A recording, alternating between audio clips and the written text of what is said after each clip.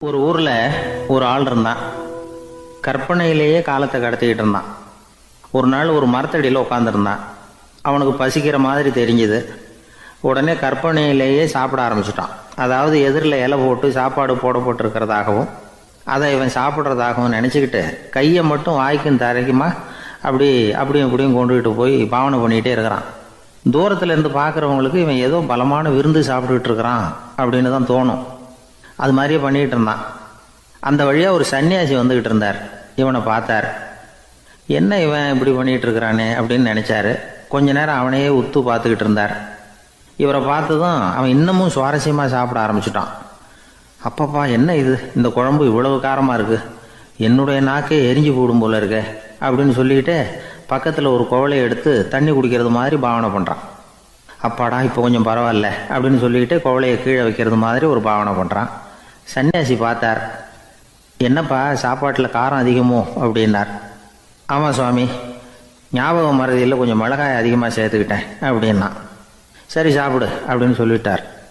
அவன் சாப்பிட்டு முடிக்கிற வரைக்கும் பொறுமையாக உட்காந்துருந்தார்.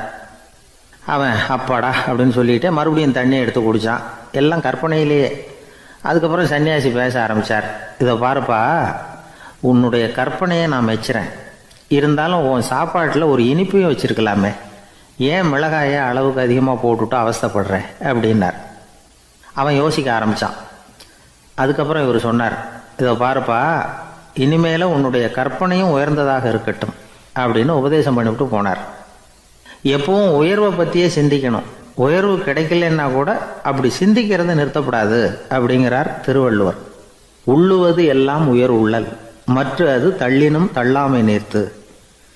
ஊக்கம் இல்லாமல் உலகத்தில் வாழ்ந்து பிரயோஜனம் இல்லை. அதனால் உயர்வாகவே சிந்திக்கணும். அது நம்மளை ஊக்கப்படுத்தும். இது பெரியோர் வாக்கு. இந்த உலகத்தில் கற்பனையிலேயே வாழ்கிற சில கஞ்சர்களும் உண்டு. அதாவது 2 கஞ்சர்கள், 2 பேரும் பக்கத்து ஊரில் இருந்தாங்க. பொங்கல் சமயம் ஒரு கஞ்சன் தன்னுடைய மகனை கூப்பிட்டான். இதை பாருப்பா, பக்கத்து ஊரில் என்னுடைய நண்பன் ஒருத்தன் இருக்கிறான், அவனுக்கு பொங்கல் பரிசு ஏதாவது கொடுக்கணும். நான் ஒரு 4 ஆட்டுக்குட்டியை தரேன், நீ கொண்டுகிட்டு போய் கொடுத்துட்டு வந்து விடுறியா அப்படின்னு கேட்டான். சரி, நான் புள்ள ஒரு பைய கையில் எடுத்துக்கோன்னா. அவன் எடுத்துக்கிட்டான். இந்த ஆட்டுக்குட்டி பிடிச்சிக்கோ அப்படின்னு சொல்லி ஒவ்வொன்றா போடுறேன் பார் அப்படின்னு சொல்லிட்டு 1 2 3 4 அப்படின்னு எண்ணிக்கிட்டே வெறும் சைகையாலேயே ஆட்டுக்குட்டியை பிடிச்சி போடுறது மாதிரி பாவனை பண்ணிகிட்டு இருக்கிறான். அவன் பிள்ளையும் அதை ரொம்ப அக்கறையாக வாங்கிக்கிறது மாதிரி வாங்கிக்கிட்டு அந்த பையை தூக்கிக்கிட்டு அடுத்த ஊருக்கு போகிறான். இவன் அங்கே போய் சேர்ந்த நேரத்தில் அந்த கஞ்சன் ஊரில் இல்லை, எங்கேயோ வெளியில் போயிருக்கிறான். அவனோட புள்ள மட்டும்தான் வீட்டில் இருந்தான். இவன் அவன்கிட்ட, இதை பாரு, எங்கள் அப்பா உங்கள் அப்பாவுக்கு ஆட்டுக்குட்டி கொடுத்து அனுப்பியிருக்கிறாரு, பிடிச்சிக்கோ அப்படின்னு சொல்லி பாவனையிலேயே ஒவ்வொன்றா எடுத்து அவங்ககிட்ட கொடுத்துட்டான். அவனும் வாங்கிட்டான் வாங்கிறது மாதிரி. அப்புறம் சொன்னான், சரிப்பா, நானும் பதிலுக்கு ஏதாவது ஒன்றுகிட்ட கொடுக்கணும் இல்லையா, அதனால் அந்த பைய பிடி, ஒரு 10 எலுமிச்சம்பழம் தரேன், பதிலுக்கு அதை நீ எடுத்துகிட்டு போ அப்படின்னு சொல்லி கையாலேயே ஒவ்வொன்றா எடுத்து போடுறது மாதிரி பாவனை பண்ணிவிட்டான். அவனும் ரொம்ப நன்றி அப்படின்னு சொல்லிவிட்டு அதை வாங்கிட்டு போயிட்டான். கொஞ்ச நேரம் கழித்து வெளியில் போயிருந்த அப்பங்காரன் திரும்பி வந்தான்.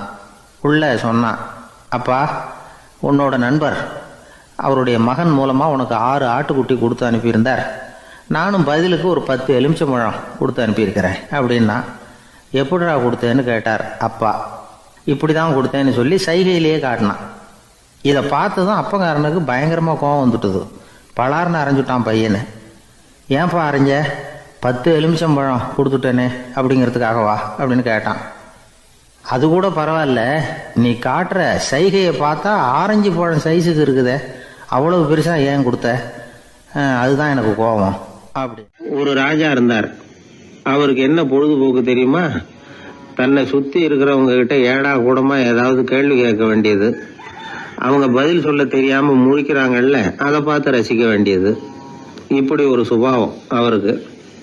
ஒரு நாள் அவருடைய மந்திரி ஒருத்தர் அவர்கிட்ட மாட்டினார். அவரை கிட்டத்தில் கூப்பிட்டு, அமைச்சரே, எனக்கு ஒரு சந்தேகம்னார். என்னன்னார் அமைச்சர். கடவுள் இருக்கிறாரா அப்படின்னு ஒரு கேள்வி கேட்டாராம். ஆமாம், இருக்கிறார் அப்படின்னாராம் அவரு. அவர் என்ன சர்வ வல்லமை படைச்சவரா அப்படின்னாராம். ஆமாம் அரசே, அவன் இல்லாமல் ஒரு அணுவும் அசையாது, இருந்த இடத்துல இருந்தே கண் சிமிட்டுகிற நேரத்துல ஏராளமான அற்புதங்களை நிகழ்த்த அவனன்றி யாரால் முடியும் அப்படின்னாராம் அமைச்சர். இந்த இடத்துலதான் எனக்கு இன்னொரு சந்தேகம்னாரா ராஜா. என்ன சொல்லுங்கன்னார். நீங்க சொல்றீங்க அவர் சர்வ வல்லமை படைச்சவர், இருந்த இடத்துல இருந்தே ஏராளமான அற்புதங்களை செய்யக்கூடியவர்னு. அப்படி இருக்கிறப்போ அவர் இருந்த இடத்துல இருந்தே ஒருத்தனுடைய கஷ்டத்தை தீர்த்து வச்சுள்ளாமே, மேஜிக் பண்றது மாதிரி.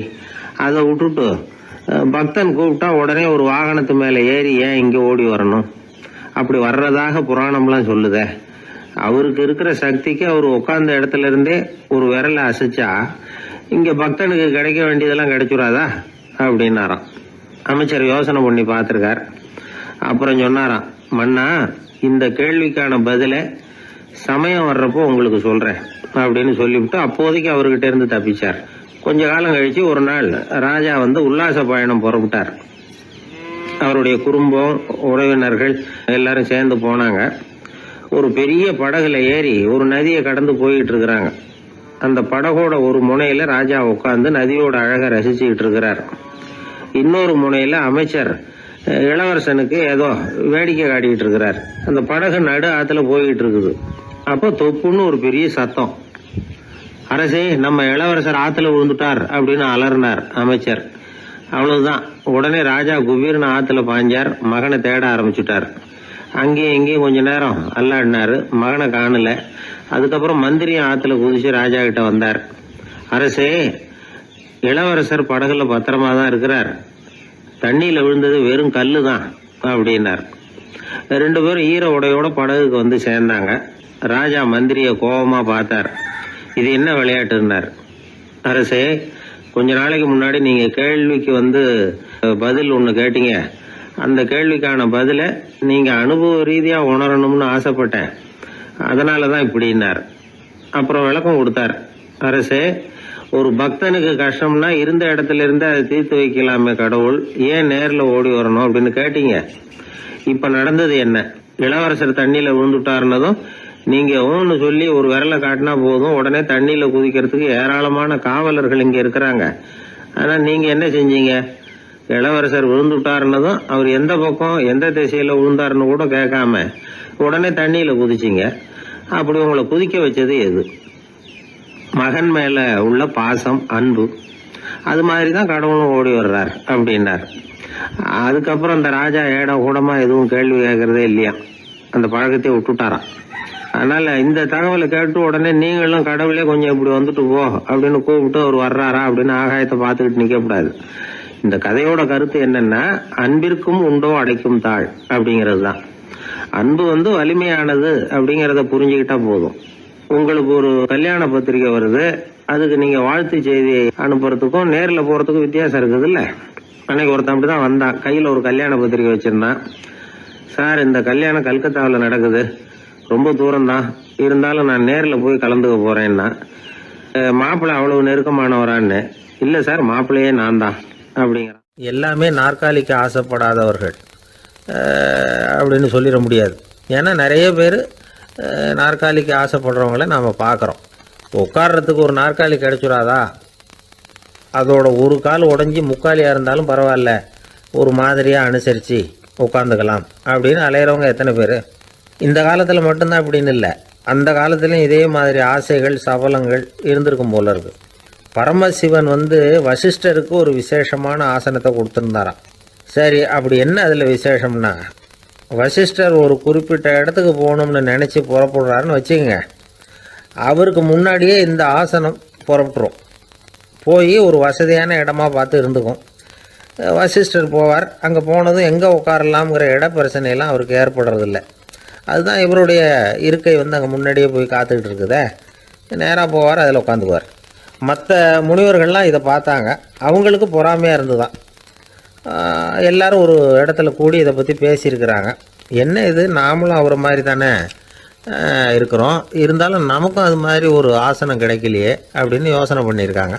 சரி, நேராக பரமசிவன்கிட்டே போவோம், இதை பற்றி கேட்போம் அப்படின்னு நினச்சிக்கிட்டு போனாங்களாம். பரமசிவனை பார்த்துருக்குறாங்க. ஐயா, நாங்களும் முனிவர்கள் தானே, வசிஷ்டர் பண்ணுறது மாதிரி நாங்களும் உங்களை குறித்து கடும் தவம் பண்ணிக்கிட்டு தானே இருக்கிறோம்.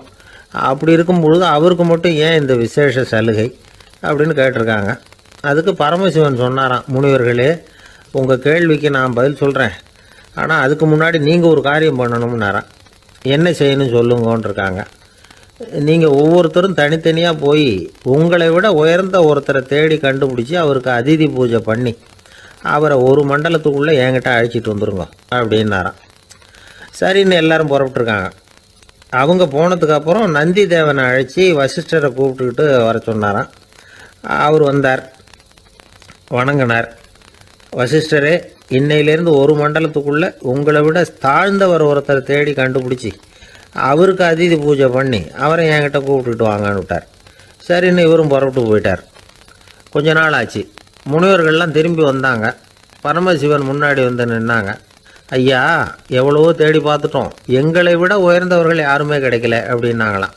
வசிஷ்டரும் வந்து சேர்ந்தார். ஐயா, எவ்வளவோ தேடி பார்த்தேன், என்னை விட தாழ்ந்தவர் யாருமே கிடைக்கல அப்படின்னாராம். அவரே தொடர்ந்து சொன்னார், என்னுடைய மனைவி எனக்கு அடங்கினவ தானே, அவளுக்காவது அதிதி பூஜை பண்ணி அழைச்சிட்டு வந்துடலாமான்னு யோசித்து பார்த்தேன். என்னோட மனசு அதுக்கும் இடம் கொடுக்கல. ஏன்னா அவளோட பதிவிரதத்துக்கு முன்னாடி நாம் ஏமாத்திரம் அப்படின்னு யோசித்து பார்த்தேன். அதனால் அந்த எண்ணத்தையும் கைவிட்டுட்டேன் அப்படின்னு ரொம்ப வருத்தத்தோடு சொன்னாராம். இதை கேட்ட உடனே மற்ற முனிவர்களுக்கு வெக்கமாக போச்சு. இந்த உலகத்தில் நம்மளை விட மேலானவங்க யாருமே இல்லைன்னு நாம் நினச்சோம். வசிஷ்டரோ தன்னை விட தாழ்வானவங்க யாருமே இல்லைன்னு நினைக்கிறார். பரமசிவன் ஏன் அந்த ஆசனத்தை அவருக்கு மட்டும் கொடுத்தார் அப்படிங்கிற கேள்விக்கான பதில் அவங்களுக்கு கிடச்சிட்டு தான். இந்த காலத்தில் நாம் எப்படி நினைக்கிறோம்னா, எல்லாரும் நம்மளை விட மட்டமானவங்கன்னு நினைக்கிறோம். அதனால் நாம் மட்டும் நாற்காலியில் உட்காந்தா போதும் அப்படின்னு நினைக்கிறோம். ஏமாந்து போனவங்க சந்தர்ப்பம் பார்த்து காலை வாரி விட்டுடுறாங்க, கீழே விழுந்து காலை உடச்சிக்கிறோம். அதுதான் இன்றைக்கி நடக்கிறது. ஒரு அம்மா தன்னோட வீட்டுக்காரரை ஒரு மனோதத்துவ டாக்டர்கிட்ட அழைச்சிட்டு போனாங்களாம். என்ன ப்ராப்ளம்னு கேட்டிருக்காரு டாக்டர். எங்கள் வீட்டுக்காரர் அடிக்கடி நாற்காலியில் உட்காந்து காலை உடச்சிக்கிறார் அப்படின்னாங்களாம். அப்படின்னா அந்த நாற்காலியில் தான் ஏதோ கோளாறு அப்படின்னாரான் டாக்டர். அப்படி இருக்க முடியாது டாக்டர் அப்படின்னாங்களாம் அந்த அம்மா. அது எப்படி அவ்வளோ உறுதியாக சொல்கிறீங்கன்னு கேட்டிருக்காரு அந்த டாக்டர். எங்கள் வீட்டில் நாற்காலியே கிடையாது டாக்டர், இவர் இருக்கிறதா நினச்சிக்கிட்டு உட்கார்றார், அதுதான் ப்ராப்ளம். ஒரு நண்பர், அவர்கிட்ட பேசிக்கிட்டு இருந்தேன். மனித உறவுகள் பற்றி அவர் சொல்லிகிட்டு இருந்தார்.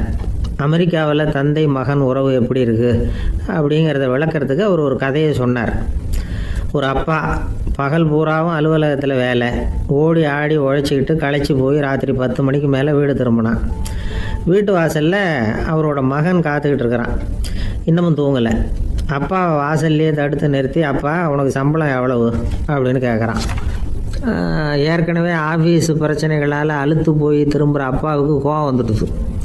என்னடா இப்படிலாம் கேளுன்னு உங்கள் அம்மா உனக்கு சொல்லி கொடுத்தாளா அப்படின்னு சொல்லிவிட்டு உள்ளே போய் சட்டையை கட்டி மாட்டி விட்டு குளிச்சு விட்டு மறுபடியும் வெளியில் வந்து உடையை மாற்றுகிற சமயம் அப்போ மறுபடியும் மகன் உள்ளே வந்து நிற்கிறான் அவர் முன்னாடியே. அப்பா உனக்கு எவ்வளவு சம்பளங்கிறான் மறுபடியும். அப்பாவுக்கு எரிச்சல் அதிகமாகிட்டுது. மணிக்கு $20 போதுமா அப்படின்னார். அப்படின்னா எனக்கு ஒரு $10 தர முடியுமான்னா மகன்.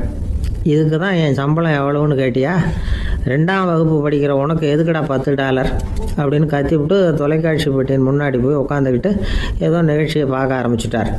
கொஞ்ச நேரம் கழித்து மறுபடியும் மகன் வந்து நிற்கிறான். அப்பா ப்ளீஸ் எனக்கு ஒரு $10 கொடுக்க முடியுமா? மகனுடைய கண்களில் கண்ணீர். என்னடா அவன் கண்ணீரை காட்டி காரியம் சாதிக்கலாம்னு பார்க்குறியா, ஒரு காசு கூட கொடுக்க மாட்டான் போ அப்படின்னு விரட்டி விட்டான். மகன் கண்ணீரை தொடச்சிக்கிட்டே கண்ணை தொடச்சிக்கிட்டு பேசாமல் போய் படுத்துக்கிட்டானா. கொஞ்ச நேரம் ஆச்சு. அப்பாவோட கோபம் கொஞ்சம் கொஞ்சமாக குறைஞ்சிது. பிள்ளைகிட்ட கோபமாக கத்துனது தப்பு தாங்கிறது புரிஞ்சுது அவனுக்கு. எழுந்திரிச்சு போனான், படுக்கை இறக்கி போனான். மகனை பார்த்தான். அவன் தலையணையை கட்டி பிடிச்சிக்கிட்டு அழுதுகிட்டு இருக்கிறான். அவனை மெல்ல நெருங்கி அவங்ககிட்ட எதமாக பேசுகிறதுக்கு ஆரம்பித்தானான். எதுக்குடா உனக்கு $10 பள்ளிக்கூடத்தில் கேட்டாங்களா அப்படின்னு கேட்டானான். மகன் சொல்லியிருக்கான், இல்லை டாடி, உனக்கு 1 மணி நேரம் சம்பளம் $20ன்னு சொன்னேன். நீ ஏற்கனவே எனக்கு கொடுத்த பாக்கெட் மணி $10 என்கிட்ட இருக்குது. இப்போ நீ இன்னொரு $10 கொடுத்தீங்கன்னா அதையும் சேர்த்து $20 ஆகிடும். அந்த $20 நான் உனக்கு கொடுத்துருவேன். அப்படி கொடுத்தா நீ என் கூட 1 மணி நேரம் செலவழிப்ப இல்லையா, அதுக்காக தான் $10 கேட்டேன் அப்படின்னு சொன்னானான். அந்த அப்பா கண்ணு கலங்கி போச்சான். ஆதரவோடு தன்னுடைய மகனை கட்டி பிடிச்சி அழ ஆரம்பிச்சிட்டாராம். இதுதான் நண்பர் சொன்ன கதை. அமெரிக்கா மட்டும் இல்லை, உலகம் பூராவும் இன்றைக்கி மனித உறவுகள் இப்படி தான் மாறிட்டுருக்கு. பெரியவர்கள் அறிவுரை என்ன தெரியுமா? உங்கள் குழந்தைகளிடமிருந்து குழந்தை பருவத்தை பிரித்து விடாதீர்கள் அப்படிங்கிறது தான். அதாவது இன்றைய குழந்தைகள் தங்கள் பிருந்தாவனத்தை இழந்து விடுகிறார்கள் அப்படிங்கிறது அவங்களுடைய கருத்து. இந்த நிலைக்கு நாம் காரணமாக இருந்துடக்கூடாது. குழந்தைகளோட விளையாடுவோம், குடும்பத்தோடு உறவாடுவோம் அப்படிங்கிறது தான் நம்முடைய நோக்கமாக இருக்கணும். இன்றைய உறவு முறைக்கு இன்னொரு உதாரணம் சொல்லுவாங்க. ஒருத்தர் வந்தாராம், அவர் பக்கத்தில் ஒரு சின்ன பையன். நாம் அவரை விசாரிக்கிறோம், யார் இந்த பையன் அப்படின்னா அவர் சொல்கிறார், இவன் எனக்கு தூரத்து உறவு அப்படின்னாராம்.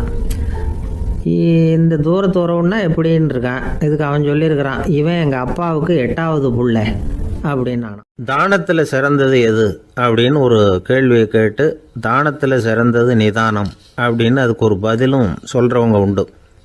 நிதானம் ரொம்ப அவசியம். அதுவும் இன்றைய உலகத்துக்கு ரொம்ப அவசியம். இன்றைக்கி உலகம் ரொம்ப பரபரப்பாக போய்கிட்டு இருக்குது. பொறுமையாக இருக்கணும்னு நினைக்கிறவங்களால கூட அப்படி இருக்க முடியறதில்ல. பொறுமையை சோதிக்கிறது மாதிரி பல சம்பவங்கள். அதையெல்லாம் சந்திச்சே தீர வேண்டியிருக்குது. எங்கே போனாலும் க்யூவில் நிற்க வேண்டியிருக்குது. எங்கே போனாலும் காத்துக்கிட்டு இருக்க வேண்டியிருக்கு. ஆஃபீஸ்லேயோ வீட்லேயோ கூட நீங்கள் நிதானமாக பொறுமையாக நடந்துக்க தெரியலன்னா உங்களுக்கு சிடுமூஞ்சி, முசுடு இப்படிலாம் பேர் வச்சுருவாங்க. அது உங்களுக்கு தேவையா? சரி, வாழ்க்கையில் பொறுமைசாலின்னு பேர் வாங்கிறதுக்கு என்ன வழி? முதல் பாயிண்ட், நீங்கள் நினைக்கிறது, எதிர்பார்க்கறது, செய்கிறது எல்லாமே 100% கரெக்டாக நடக்கணும்னு ஆசைப்படக்கூடாது. எதுவாக இருந்தாலும் அதில் ஓரளவுக்கு தவறு நடக்கலாம் அப்படிங்கிறத எதிர்பார்த்தே இருக்கணும். ஓரளவுக்கு அதை அனுமதிக்கணும். ஒரு நண்பரை 6 மணிக்கு ஒரு இடத்துக்கு வர சொல்லியிருக்கிறீங்க. 6 மணிக்கு அவர் வரலை. உடனே பொறுமை இழந்து நடந்துக்கக்கூடாது. ஒரு 10 நிமிஷம் டிலே ஆகலாம். ஒரு வர்ற வழியில் பஸ்ஸு கூட ஏதாவது டிராஃபிக்கில் மாட்டியிருக்கலாம். அதெல்லாம் எதிர்பார்த்தே கொஞ்சம் காத்திருக்கிறதுல ஒன்றும் தப்பு இல்லை. சில சமயம் டிலே ஆகிறது கூட நல்லதாக முடியும். ஒரு பஸ்ஸை தவற விட்டுட்டு, ஐயோ கொஞ்சம் ஒரு 2 நிமிஷம் முன்னாடி வந்திருந்தா பிடிச்சிருக்கலாமே அப்படின்னு தவிச்சிக்கிட்டு இருப்பாங்க சில பேர். அடுத்தபடியாக வர்ற பஸ்ஸு நேரடியாக நீங்கள் போக வேண்டிய இடத்துக்கே கொண்டு போய் விடுற பஸ்ஸாக கூட இருக்கலாம். அது உங்களுக்கு முன்னாடி தெரியாதுல்ல. சில நெருக்கடியான சூழ்நிலைகளை தமாஷா எடுத்துக்கிறதுக்கு பழகிக்கணும். சில இடங்களுக்கு போகிறப்ப காத்திருக்கிறதுக்கு நம்ம மனசை தயார்படுத்திக்கிட்டே போகணும். ஒரு ரயிலுக்கோ பஸ்ஸுக்கோ அல்லது விமானத்துக்கோ கப்பல் பிரயாணத்துக்கோ போகிறப்போ அங்கே போய் நீங்கள் மணிக்கணக்கில் கூட காத்துக்கிட்டு தான் இருக்கணும். புறப்படுற நேரம் கூட மாறலாம். நீங்கள் போய் சேர்ந்ததும் அது உடனே புறப்படணும்னு கட்டாயமாக என்ன? அது மாதிரி சமயத்தில் படிக்கிறதுக்குன்னு சில சுவாரஸ்யமான புத்தகங்களையும் கையில் எடுத்துக்கலாம். உங்களை சுற்றி எவ்வளவோ சுவாரஸ்யமான சம்பவங்கள் நடந்துக்கிட்டு இருக்குதுல்ல, அதையெல்லாம் வேடிக்கை பாருங்கள். எதுக்காக காத்துக்கிட்டு இருக்கிறோமோ அந்த காரியத்தில் உண்மையாகவே நமக்கு ஒரு அக்கறை இருந்தால் நமக்கு போர் அடிக்காது. சில கோயில்களில் பார்த்துருப்பீங்க, தரிசனத்துக்காக பக்தர்கள் நாள் கணக்கில் காத்துக்கிட்டு இருப்பாங்க. அவங்களெலாம் அழுத்துக்கிறது இல்லை. ஆண்டவனை தரிசிக்கணுங்கிற உண்மையான அக்கறை இருக்கிறதுனால அவங்களுக்கு போர் அடிக்கிறது இல்லை. ஆனால் சில சினிமா தியேட்டரில் கூட பார்க்கலாமே, சினிமா கியூ கூட அப்படி தான். சாயந்தரம் 6 மணி ஆட்டத்துக்கு காலம்பரம் 6 மணிக்கே போய் கூட காத்துக்கிட்டு இருப்பாங்க. அவங்களுக்கெல்லாம் போர் அடிக்காது. படம் பார்க்குற ஆர்வம். இன்னொரு முக்கியமான விஷயத்தை நாம் பழக்கப்படுத்திக்கணும். லிவ் ஃபார் தி மூமெண்ட் அப்படிங்கிறாங்க நிபுணர்கள். ரொம்ப பேர் எப்படின்னா அடுத்தபடியாக நடக்க போகிற விஷயத்திலேயே கவனமாக இருப்பாங்க. அந்த நினைப்புலேயே இந்த நிமிஷத்தை பொறுமை இல்லாமல் கழிப்பாங்க. ஒருத்தர் இருக்கார், அவர் எப்படின்னா ஆஃபீஸ் முடியறதுக்குள்ளேயே சார் 5 மணிக்கெல்லாம் ரெடியாக இருங்க, நாம் அந்த ஹோட்டலில் போய் டிஃபன் சாப்பிட்ணும் அப்படின்னு 4 மணிலேருந்து சொல்லிகிட்டு இருப்பார். 4:55 பரபரப்பாக ஓடி வருவார். 2 பேரும் புறப்படுவோம், ஹோட்டலுக்கு போவோம், சாப்பிட்டுக்கிட்டு இருப்போம். அப்படி சாப்பிட்டுட்டு இருக்கிறப்ப சார் சாப்பிட்டு முடித்ததும் நேராக ஒரு ஜவுளி கடைக்கு போகிறோம் அப்படிம்பார். பரபரக்க சாப்பிட்டு முடிப்பார், புறப்படுவார். ஜவுளி கடையில் அவசரமாக சீக்கிரம் பில் போடுங்க சார், சினிமாவுக்கு நேரம் ஆகிடும்பார். சினிமா தியேட்டரில் உட்காந்து அடுத்தபடியாக எங்கே டின்னர் சாப்பிட்றதுன்னு யோசனை பண்ணிகிட்டு இருப்பார். ராத்திரி படுக்கையில் விழுந்ததுக்கு அப்புறமும் நாளைக்கு காலையில் எழுந்திரிச்சதும் அதை பண்ணணும் இதை பண்ணணும்னு திட்டம் போட்டுக்கிட்டே இருப்பார். அதாவது எப்போவும் அடுத்த நிமிஷம், அடுத்த நாள், அடுத்த வாரம், அடுத்த வருஷம், இதுதான் அவங்க சிந்தனை. இந்த நிமிஷம் என்ஜாய்மெண்ட்டை அவங்க இழந்துடுறாங்களாம். அதனால தான் வாழ்நாள் பூரா பொறுமையின்மை, அவஸ்தை, அல்லல். அதனால் நாம் எல்லோரும் வாழ்க்கையில் நிதானமாக இருக்கிறதுக்கு கற்றுக்கணுமா. அதுக்காக இந்த நிதானத்துக்கு வேறு விதமான அர்த்தம் பண்ணிக்கக்கூடாது. ஒருத்தர் அப்படித்தான் ஒரு தடவை அவருடைய குதிரை காணாமல் போயிட்டு தான். அதுக்காக அவர் கவலைப்படலை, நிம்மதியாக இருந்தார், சந்தோஷமாக இருந்தார். என்ன சார் இது, உங்கள் குதிரை திருட்டு போயிட்டுதுங்கிறீங்க, நீங்கள் கவலைப்படாமல் இருக்கிறீங்களே அப்படின்னு கேட்டாங்களாம். அதுக்கு அவர் சொல்லியிருக்கார், நல்ல வேலை சார், கட்டியிருந்த குதிரை காணாமல் போயிருக்குது. நான் அது மேலே உட்காந்துருக்கிற சமயம் அது காணாமல் போயிருந்ததுன்னா, திருட்டு போயிருந்ததுன்னா நானும் சேர்ந்துல காணாமல் போயிருப்பேன் அப்படின்னாராம். எவ்வளவு நிதானமான ஆள் பாருங்க. ஒரு ஊரில் 4 நண்பர்கள் இருந்தாங்க. 4 பேரும் சோம்பேறிகள். 4 பேருக்கும் எந்த வேலையும் செய்யறதுக்கு உடம்பு வளையறதில்ல. இருந்தாலும் சோம்பேறித்தனத்தில் ஒருத்தருக்கு ஒருத்தர் கொஞ்சம் வித்தியாசம் உண்டு. அதுக்கு தகுந்த மாதிரி அவங்களுக்கு பேர் அமைஞ்சு போச்சு. ஒருத்தன் கால் சோம்பேறி, இன்னொருத்தன் அரை சோம்பேறி, அடுத்தவன் முக்கால் சோம்பேறி, கடைசி ஆள் முழு சோம்பேறி. இவங்க 4 பேரும் நண்பர்கள். அப்புறம் எப்படி காரியம் நடக்கும்? 4 பேரும் ஒரு வீதியில் அப்படியே நடந்து போய்கிட்டு இருக்கிறாங்க. நல்ல பசி. எங்கேயாவது சோறு போடுவாங்களா அப்படின்னு பார்த்துக்கிட்டே வந்தாங்க. அவங்க வந்த வழியில் ஒரு ரூபா காசு கிடந்தது தரையில். அவங்க கண்ணில் அது பட்டுது. ஆனாலும் அதை குனிஞ்சு எடுக்கணுமே, அதுக்கு சோம்பேறித்தனம்.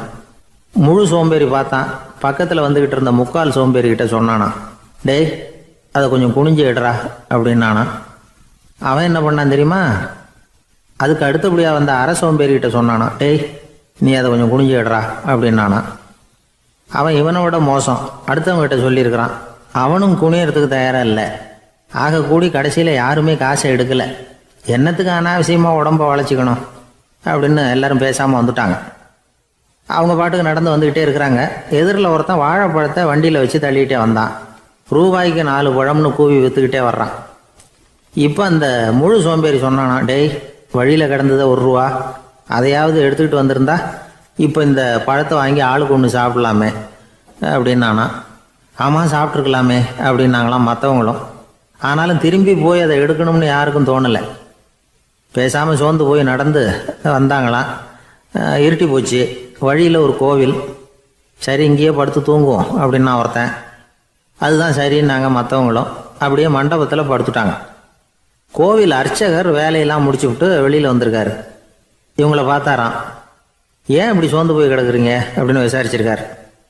2 நாளாச்சுங்க நாங்கள் சாப்பிட்டு அப்படின்னாங்களாம். அவர் உடனே ஐயோ பாவம் அப்படின்னு சொல்லி பானை, விறகு, அரிசி, தண்ணி எல்லாம் கொடுத்து நீங்களே சமையல் பண்ணி சாப்பிட்டுக்குங்க அப்படின்னு சொல்லிவிட்டு போயிட்டார். இந்த 4 பேருக்கும் சமையல் பண்ணி சாப்பிட்ணும்னு ஆசையாக தான் இருந்தது. ஆனால் அடுப்பு பற்ற வைக்கணுமே, அதுக்கு தீப்பெட்டி வேணுமே. தீப்பெட்டி இல்லை. இப்போ முழு சோம்பேறி ஆரம்பித்தான். அடுத்தவனை பார்த்து, டேய் கடைக்கு போய் ஒரு தீப்பெட்டி வாங்கிட்டு வாங்க அப்படின்னு நானான். அவன் வழக்கம் போல் அடுத்தவங்ககிட்ட சொல்லியிருக்கான். அவன் அதுக்கு அடுத்தவங்ககிட்ட சொல்லியிருக்கிறான். கடைசியாக கால் சோம்பேறிக்கிட்ட வந்து சேர்ந்தது. அவனும் அது நம்மால் முடியாது அப்படின்னு பேசாமல் இருந்துட்டான். இப்போ தீப்பெட்டி வேணுமே, அதுக்கு என்ன பண்ணுறது? அவங்களுக்குள்ளே பேசி ஒரு முடிவுக்கு வந்தாங்களாம். அதாவது யார் முதல்ல வாயை திறந்து பேசுகிறாங்களோ அவங்க தான் தீப்பெட்டி வாங்கிறதுக்கு போகணும் அப்படின்னு. அவ்வளவுதான். உடனே 4 பேரும் வாயை கெட்டியாக மூடிக்கிட்டு படுத்துக்கிட்டாங்க. அவங்க சமையல் பண்ணி சாப்பிட்டாங்களா என்ன அப்படிங்கிறது அர்ச்சகருக்கு தெரியல. சரி பார்த்துட்டு வரலாமேன்னு வந்தார். வந்து பார்க்குறாரு, இவங்க 4 பேரும் அசையாமல் படுத்து கிடக்குறாங்க. அர்ச்சகர் பயந்துட்டார். ஒருவேளை பசி தாங்காமல் செத்து போட்டாங்களோ அப்படிங்கிற பயம், அல்லது நாம் கொடுத்த உணவுப் பொருளில் ஏதாவது விஷம் கலந்துருக்குமோ அப்படின்னும் பயந்தார். அப்படின்னா நம்ம மேலே பழி வந்துருமே அப்படின்னு நினச்சி நடுங்க ஆரம்பிச்சுட்டார். அப்புறம் அவரும் ஒரு முடிவுக்கு வந்தாராம். கோவிலுக்கு பக்கத்துலேயே ஒரு பெரிய குழி இருந்தது. அதில் ஒவ்வொருத்தரையா இழுத்துக்கிட்டு போய் போட்டார். கொஞ்சம் மண்ணை தள்ளினார். காலால் மிதிச்சார். அவர் மிதித்த மிதி ஒருத்தன் அடி வயத்தில் போட்டுவிட்டுது. அவன் உடனே வலி தாங்காமல் ஐயோ அம்மான்னு அலறினான். உடனே நடந்தது என்ன தெரியுமா? மற்ற 3 பேரும் துள்ளி எழுந்திரிச்சாங்களாம். அவனை பார்த்து நீ தாண்டா தீப்பெட்டி வாங்க போகணும், நீ தாண்டா வாங்க போகணும், நீ தான் சத்தம் போட்ட அப்படின்னு சொல்லி ஆரம்பிச்சிட்டாங்களாம். அர்ச்சகர் பார்த்தார். இது பேய் மாதிரி தெரியுதுன்னு நினச்சிக்கிட்டு ஒரே ஓட்டமாக ஓடி போட்டாரான். கிராமப்புறங்களில் இப்படி ஒரு கதையை சொல்கிறது உண்டு. சோம்பல்ங்கிறது நம்ம முன்னேற்றத்துக்கு பெரிய தடை அப்படிங்கிறத நாம் புரிஞ்சுக்கணும். அதுதான் இந்த கதை சொல்கிற நீதி. ஒரு பள்ளிக்கூடத்தில் ஒரு புதுமையான போட்டி நடந்துதான். அதாவது சோம்பேறித்தனத்துக்கு பரிசு. அதில் 2வது பரிசு யாருக்குன்னு அறிவிச்சாங்க. ஒரு பையன் எழுந்திரிச்சு மெதுவாக நடந்து போய் பரிசை வாங்கிட்டான். அடுத்தது முதல் பரிசு யாருக்கு அப்படின்னு அறிவிச்சாங்களாம். அவன் கடைசி வரிசையிலேருந்து கத்தனானா, ஐயா அதையும் அந்த பையன் மூலமாகவே கொடுத்து அனுப்பி வச்சுருங்க, இங்கே வந்தது நான் வாங்கிக்கிறேன் அப்படின்னானா. ஐயா உங்கள் பேரை தொடர்ந்து தினம் கேட்டுக்கிட்டு இருக்கிறேன் அப்படின்னார் ஒருத்தர். தொடர்ந்து கேட்குறீங்களே, உங்களுக்கு காது வலிக்கலையா அப்படின்னு கேட்டோம். பேசுகிற உங்களுக்கே வாய் வலிக்கல அப்படிங்கிறப்போ கேட்குற எங்களுக்கு எப்படி காது வலிக்கும் அப்படின்னார். நம்ம உடம்புல ஒரு அதிசயம் என்ன தெரியுமா? ரொம்ப நேரம் நாம் நடக்கிறோம்னு வச்சுக்கோங்க, கால் வலிக்கும். ரொம்ப நேரம் வேலை செஞ்சால் கை வலிக்கும், உடம்பு வலிக்கும். ரொம்ப நேரம் பார்த்துக்கிட்டே இருந்தால் கண்ணு வலிக்கும். ரொம்ப நேரம் பேசிக்கிட்டே இருந்தால் வாய் கூட வலிக்கும். ஆனால் ரொம்ப நேரம் கேட்டுக்கிட்டே இருக்கிறதுனால காது வலிக்கிறது இல்லை. அதனால் கேட்கறதுக்கு முக்கியத்துவம் கொடுத்தாங்க நம்ம பெரியவங்க. திருவள்ளுவர் தேவையில்லாமல் வார்த்தைகளை உபயோகப்படுத்த மாட்டார். ஒரு திருக்குறள்னு எடுத்துக்கிட்டாவே அதில் மொத்தம் 7 வார்த்தைகள், அவ்வளவுதான். அப்படி 7 வார்த்தைகள் மட்டுமே உள்ள ஒரு திருக்குறளில் வள்ளுவர் ஒரே வார்த்தையை 5 தடவை உபயோகப்படுத்தியிருக்கிறார், திரும்ப திரும்ப பயன்படுத்தியிருக்கிறார். அப்படின்னா அதை எந்த அளவுக்கு வலியுறுத்தி சொல்றார் அப்படிங்கிறத நாம புரிஞ்சுக்கணும். அது என்ன குறள்? செல்வத்துள் செல்வம் செவிச்செல்வம், அச்செல்வம் செல்வத்துள் எல்லாம் தலை. செவிச்செல்வம்ங்கிறது அவ்வளவு முக்கியமானது. கற்றலின் கேட்டல் நன்று.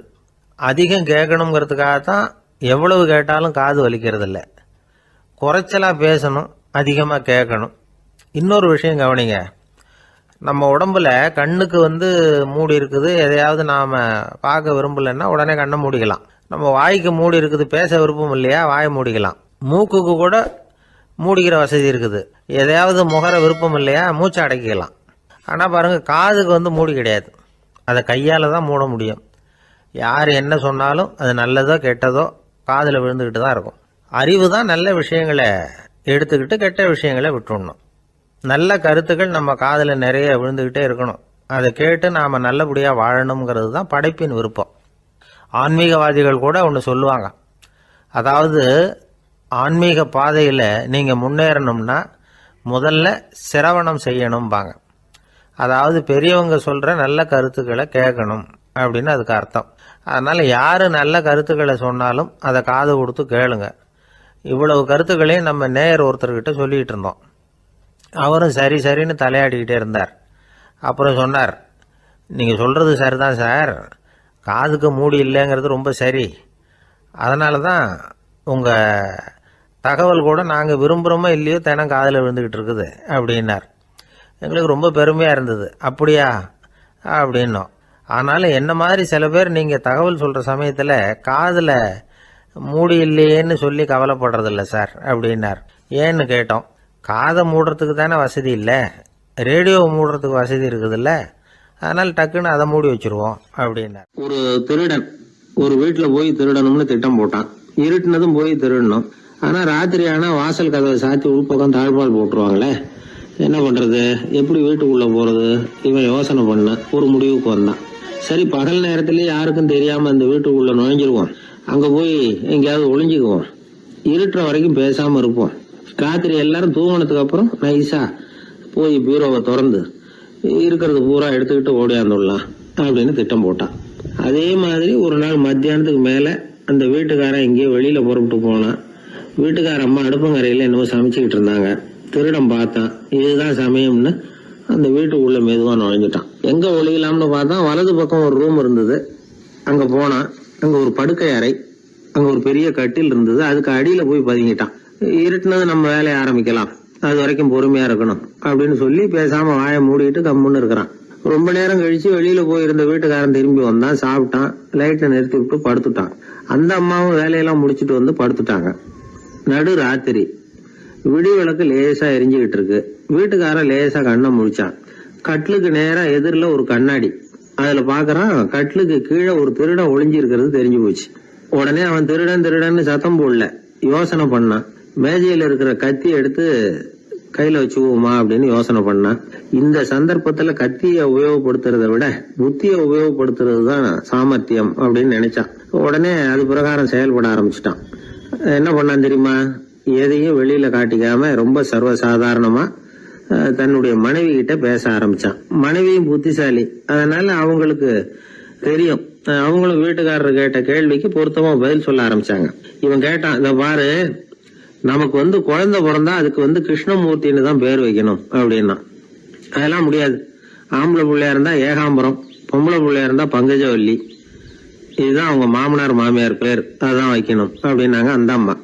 அதெல்லாம் முடியாது, நான் முடிவு பண்ணிவிட்டேன் கிருஷ்ணமூர்த்தின்னு கத்துனா அவன். இல்ல ஏகாம்பரம் பங்கஜவல்லின்றது இந்த அம்மா. வாதம் முத்தி போச்சு. கிருஷ்ணமூர்த்தி கிருஷ்ணமூர்த்தி கிருஷ்ணமூர்த்தின்னா அவன். ஏகாம்பரம் பங்கஜவல்லி ஏகாம்பரம் பங்கஜவல்லின்னு இவங்க கத்துறாங்க. ஒரே சத்தமா போச்சு. இதை கேட்டதும் பக்கத்து வீட்டுல இருந்தவங்க எழுத்த வீட்டுல இருந்தவங்க எல்லாம் எழுந்திரிச்சு ஓடி வந்து இவங்க வீட்டு கதவை தட்ட ஆரம்பிச்சிட்டாங்க தடன்னு.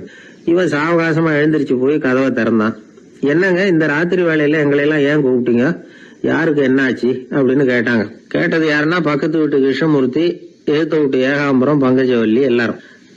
அடடே உங்களை கூப்பிடலீங்க, குழந்தைக்கு பேர் வைக்கிறது சம்பந்தமா எங்களுக்குள்ள சண்டை வந்துட்டுது, அதுதான் விஷயம்.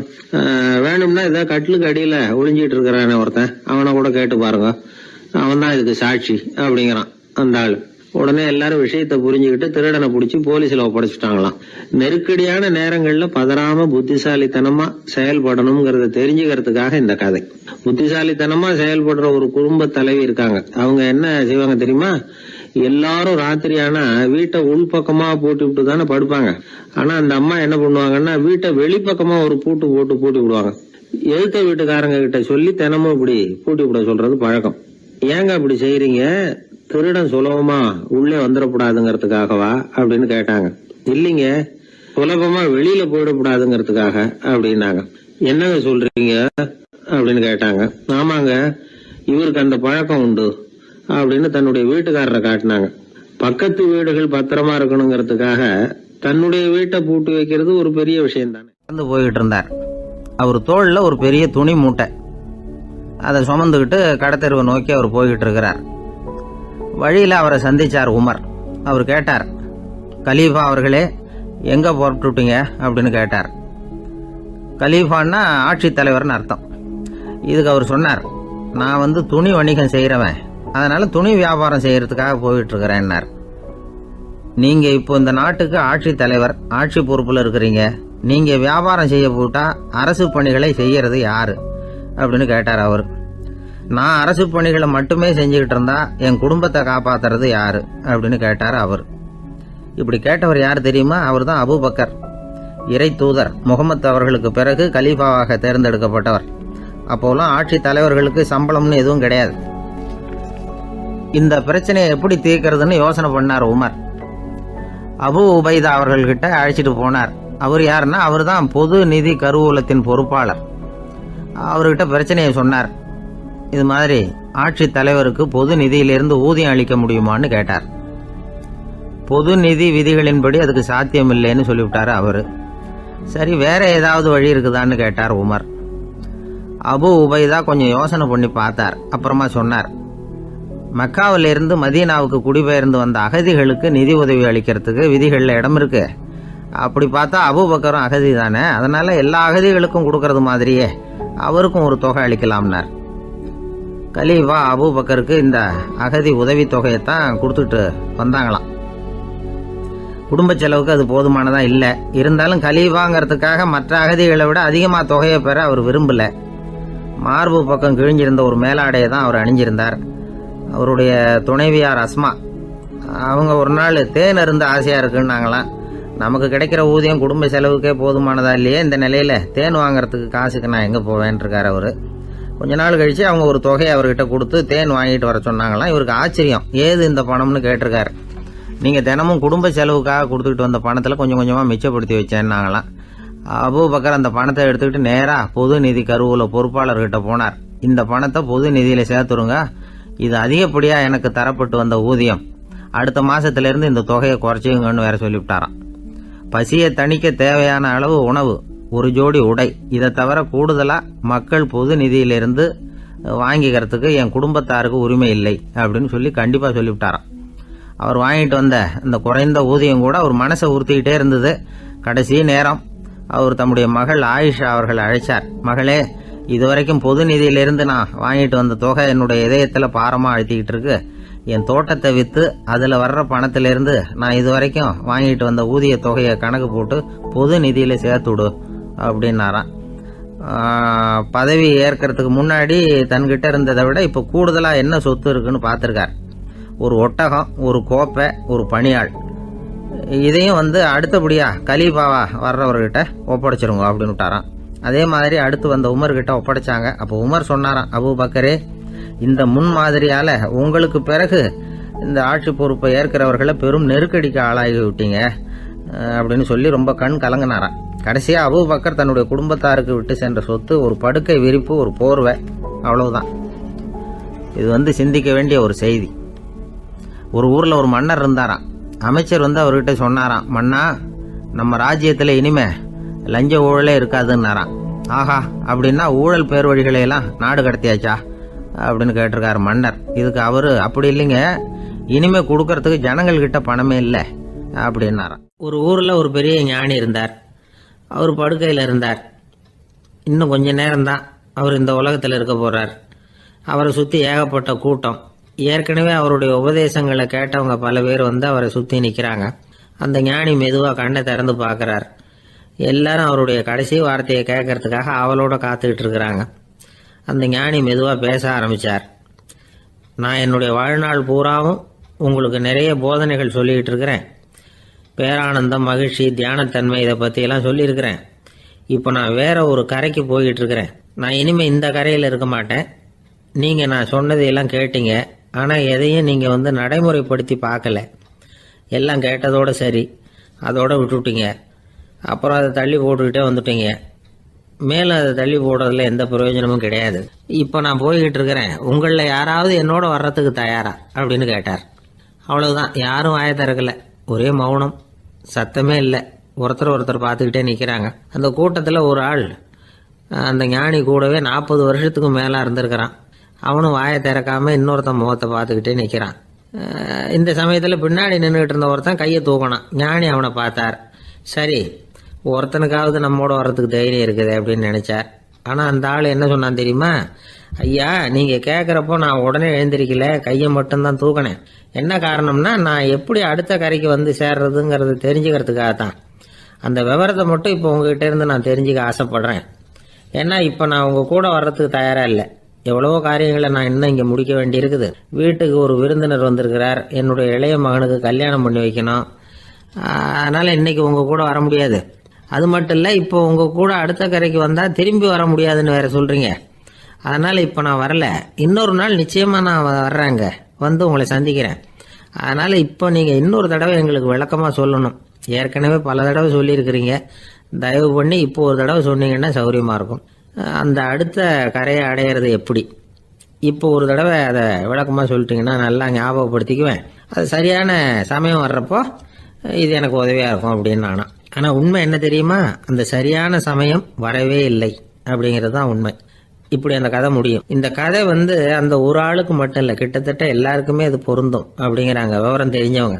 எல்லாருமே அந்த சரியான தருணத்துக்காக தான் காத்துக்கிட்டு இருக்கிறாங்களாம். அதுக்காக ஜோசியம் பார்க்குறாங்க, கைரேகை பார்க்குறாங்க. நாளைக்கு என்ன நடக்குங்கிற ஆவலில் எல்லாரும் காத்துக்கிட்டு இருக்கிறாங்க. ஆனால் அந்த ஒரு நாள் ஒருபோதும் வரப்போகிறதில்ல. நீங்கள் தள்ளி போடுறதுக்காக பல அர்த்தமில்லாத காரணங்களை தேடுறீங்க அப்படிங்கிறார் ஒரு ஞானி. காத்திருக்கிறதுலேயே நம்ம காலம் ஓடி போயிடுது. ஏன்னா இன்னைக்கு நாம் சிந்திக்கிறது நாளைக்கு நாம் சிந்திக்கிறது இல்லை. ஒவ்வொரு நாளும் ஒவ்வொரு மாதிரி போயிடுது. நாளைக்கு மறுநாளை பற்றியே சிந்திக்கிறோம். இப்படியே அது பாட்டுக்கு போயிடும். கரையை தொட்டு பார்க்குறது எப்போ? இதுதான் கேள்வி. நமக்கு வேண்டியப்பட்ட ஒருத்தர் ஒரு ரயில்வே பிளாட்ஃபாரத்தில் நின்றுட்டு இருக்கிறார். அங்கே இருக்கிறவங்க கிட்ட கேட்குறாராம், விசாரிக்கிறார். ஏங்க கிழக்க போகிற ரயில் போயிட்டுதுங்களான்னாராம். போயிட்டுதுன்னு இருக்கிறாங்க. கொஞ்ச நேரம் கழிச்சு, ஏங்க மேற்க போகிற ரயில் போயிட்டுதுங்களான்னு கேட்டிருக்காரு. போயிட்டுதுங்களான் இருக்காங்க. அப்புறம் கொஞ்ச நேரம் கழிச்சு மறுபடியும், ஏங்க 10:30 மணி வண்டி போயிட்டுதான்னு கேட்டிருக்காரு. தொடர்ந்து காலையிலேருந்து சாயந்தரம் வரைக்கும் இப்படி ஒரே இடத்துல நின்றுட்டு கேட்டுக்கிட்டே இருக்கிறார். இதை பார்த்துக்கிட்டு இருந்த ஒருத்தர் அவர்கிட்ட ஏங்க நீங்கள் எங்கே போகணும் அப்படின்னு கேட்டாராம். இவர் மெதுவாக சொன்னாராம், இந்த ரயில்வே லைனை தாண்டி அந்த பக்கம் போகணும் அப்படின்னு. அங்க ஒரு முனிவர் இருந்தார். சுவாமி, என்ன ஆசீர்வாதம் பண்ணுங்க, எனக்கு ஏதாவது புத்தி சொல்லுங்க அப்படின்னா அவர் ஆசீர்வாதம் பண்ணார். அதுக்கப்புறம் சொன்னார், மகனே, நீ எந்த காரியத்தை செஞ்சாலும் செய்யறதுக்கு முன்னாடி ஒரு தடவை அதனால ஏற்படக்கூடிய விளைவுகளை நல்லா யோசிக்கணும். உன் மனசுக்கு அது சரின்னு தெரிஞ்சா மட்டும் அதை செய்யணும் அப்படின்னார். அரசன் அவர் சொன்னதை அப்படியே மனசுல வாங்கிக்கிட்டான். அவர் காலடியில விழுந்து வணங்கினான். 100 பொற்காசுகளை அவர் காலடியில வச்சுட்டு திரும்பினான். அமைச்சர் இதை கவனிச்சார். என்ன இது, நம்ம அரசர் இவ்வளவு ஏமாளியா இருக்கிறாரு, இந்த ஒரு சாதாரண யோசனை சொன்னதுக்கு 100 பொற்காசுகள் கொடுத்துட்டாரு. அமைச்சர் இப்படி நினைக்கிறது அவர் முகத்தை பார்த்ததுமே அரசனுக்கு புரிஞ்சுட்டுது. இருந்தாலும் அதை பத்தி ஒன்னும் கேட்டுக்கல. 2 பேரும் திரும்பி அரண்மனைக்கு சேர்ந்தாங்க. அதுக்கப்புறம் அந்த அரசன் என்ன பண்ணான் தெரியுமா? ஆட்டுல முனிவர் சொன்ன அந்த புத்திமதியை ஒரு கல்லுல கல்வெட்டா செதுக்கினான். தன்னுடைய அறையில எல்லாரும் கண்ணிலையும் படும்படியாக அப்படி ஒரு இடத்துல பதிச்சு எல்லாரும் பாக்குறது மாதிரி பண்ணிவிட்டான். இப்போ அந்த அமைச்சருக்கு ஆச்சரியம், என்ன இது நம்ம மன்னருடைய அறியாமையை புரிஞ்சுக்கவே முடியலையே, இத போய் கல்லுல செதுக்கி வைக்கணுமா, பேர்பட்ட அறிவுரையா இது அப்படின்னு நினைச்சார். கொஞ்ச நாள் ஆச்சு. ஒரு நாள் அந்த மன்னருக்கு கடுமையான வயிற்று வலி. உடனே அரண்மனை வைத்தியரை கூப்பிட்டார். அவர் வந்து சேர்ந்தார். மன்னரை சோதிச்சு பார்த்தார். கொஞ்ச நேரம் இப்படியே படுத்துருங்க, நான் எங்க வீட்டுக்கு போய் இதுக்கு பொருத்தமா ஒரு மருந்து தயார் பண்ணிட்டு வரேன் அப்படின்னு சொல்லிட்டு ஓடினார். மருந்தோட திரும்பி அவர் வந்த சமயத்துல மன்னர் ஒரு கட்டில்ல கண்மூடி படுத்திருக்கிறார். பக்கத்துல யாரும் இல்ல. வைத்தியர் வந்தார். ஒரு சின்ன கோப்பையில கொஞ்சம் மருந்தை ஊத்தினார். அப்படியே அங்க சுத்தி முத்தி பார்த்தார். ஏதோ ஒரு பொடியை வந்து அதுல கலந்தார். கலந்து எடுத்துக்கிட்டு மன்னரை நெருங்கினார். கொஞ்சம் யோசனை பண்ணார். அப்புறம் திரும்பி போனாரு. கையில இருந்த மருந்தை அப்படியே கீழே கொட்டிட்டு வந்தார். அந்த கோப்பையை நல்லா கழுவி சுத்தம் பண்ணிவிட்டு மறுபடியும் கொஞ்சம் மருந்தை ஊத்திட்டு வந்தார். அதுக்கப்புறம் மன்னா அப்படின்னு சொல்லி மெதுவா கூப்பிட்டாரு. இவர் எழுந்திருச்சார். அப்புறம் இவர் சொன்னார், மன்னர் வைத்தியரே, நான் வந்து கண்ணை மூடிக்கிட்டு இருந்தாலும் அப்பப்ப கவனிச்சுக்கிட்டு தான் இருந்தேன். முதல்ல எதையோ கலந்தீங்க, அப்புறம் அதை கொட்டிவிட்டு வேற என்ன விஷயம், உண்மையை சொல்லுங்க அப்படின்னு மிரட்டினார். வைத்தியர் மிரண்டு போட்டார். அப்படின்னு மன்னருடைய காலில் விழுந்தாரு. அதுக்கப்புறம் உண்மையை சொன்னார். மகாராஜா, உங்களுடைய படை தளபதி உங்களை கொல்றதுக்காக சரி பண்ணார். விஷம் கலந்து கொடுக்கும்படியாக சொன்னார். வெகுமதி நிறைய தர்றேன்னார். நானும் சரின்னு சொல்லிவிட்டு இங்க வந்தேன். அவர் கொடுத்த விஷப்பொடிய மருந்துல கலந்தேன். எடுத்துக்கிட்டு உங்ககிட்ட வந்தப்போ எதிரில நீங்க வச்சிருக்கிற அந்த கல்வெட்டு வாசகம் கண்ணுல போட்டது. எந்த காரியத்தை செஞ்சாலும் அதோட விளைவுகளை பத்தி யோசிக்க சொல்லிச்சு அந்த வாசகம். யோசனை பண்ணுனேன். என் உயிருக்கே ஆபத்துங்கிறத புரிஞ்சுக்கிட்டேன். உடனே திரும்பி போய் அதை கொட்டி கழுவி விட்டு வேற நல்ல மருந்தா ஊத்திக்கிட்டு வர்றேன் அப்படின்னார். இப்ப அந்த மன்னர் அமைச்சரை கூப்பிட்டார். பாத்தீங்களா, இந்த புத்திமதிய அன்னைக்கு நீங்க அலட்சியமா நினைச்சீங்க, இன்னைக்கு அதுதான் என் உயிரை காப்பாத்தி இருக்குது அப்படின்னார். அமைச்சர் தலையை குனிஞ்சுக்கிட்டாராம். அதனால பெரியவர்கள் நமக்கு சொல்ற புத்திமதி சாதாரணமா தான் தெரியும். அதுக்காக நாம வந்து அதை அலட்சியம் பண்ணிடக்கூடாது. இந்த காலத்துல ஒருத்தன் ஒரு சாமியார் கிட்ட போனா ஒரு 1000 ரூபாய அவர் காலடியில வச்சுட்டு திரும்பி வந்தான். எதுக்கு அதுன்னு கேட்டேன். இன்னைக்கு நான் இந்த அளவுக்கு நல்லபடியா இருக்கிறதுக்கு அவர் தான் காரணம். ஏற்கனவே ஒரு தடவை இவர்கிட்ட வந்து புத்தி சொல்லுங்கன்னு கேட்டேன், மாட்டேன்னு விட்டார். அன்னைக்கு அவர் ஏதாவது எனக்கு புத்தி சொல்லி நான் அது பிரகாரம் நடந்திருந்தேன்னா இன்னைக்கு நான் வீணா போயிருப்பேன். அதுக்காக ஒரு நன்றியை தெரிவிக்கிறதுக்காக தான் இன்னைக்கு வந்தேன், இந்த காணிக்கையை செலுத்துறேன் அப்படின்னு சொல்லிவிட்டு அவன் பாட்டு தெருவில் இறங்கி நடந்து போனான். ஒருத்தர் ரொம்பவும் மகிழ்ச்சியா வந்துகிட்டு இருந்தார். என்ன விஷயம்னு விசாரிச்சேன். நான் தோத்து போயிட்டேன், அதுதான் மனசுக்கு மகிழ்ச்சியா இருக்கு அப்படின்னார். எனக்கு இது ரொம்ப ஆச்சரியமா போச்சு. இந்த உலகத்துல தோத்து போறவங்க யாரும் மகிழ்ச்சியா இருக்கிறது இல்ல. அப்படி இருக்கிறப்ப இவர் இப்படி சொல்றாரு. எங்க தோத்து போனீங்கன்னு கேட்டேன். அதுக்கப்புறம் தான் அவர் விவரமா சொன்னார். என்னோட 5 வயசு குழந்தையோட நான் விளையாடிக்கிட்டு இருந்தேன். அந்த விளையாட்டுல என் குழந்தை ஜெயிச்சு விட்டுது, நான் தோத்து போயிட்டேன் அப்படின்னார் ரொம்ப உற்சாகமா. நான் யோசிச்சு பார்த்தேன். அதாவது நாம சின்ன குழந்தையா இருக்கிறப்போ எந்த விளையாட்டில் கலந்துக்கிட்டாலும் அதில் நாம தான் ஜெயிக்கணும்னு ஒரு வெறி நமக்குள்ள இருக்கும். நம்மளை எதிர்த்து விளையாடுறவர் நல்லவரா கெட்டவரா, பெரியவரா சின்னவரா அப்படிங்கிறதெல்லாம் முக்கியம் கிடையாது. அவர் தோத்து போகணும், நாம ஜெயிக்கணும், அதுதான் முக்கியம்.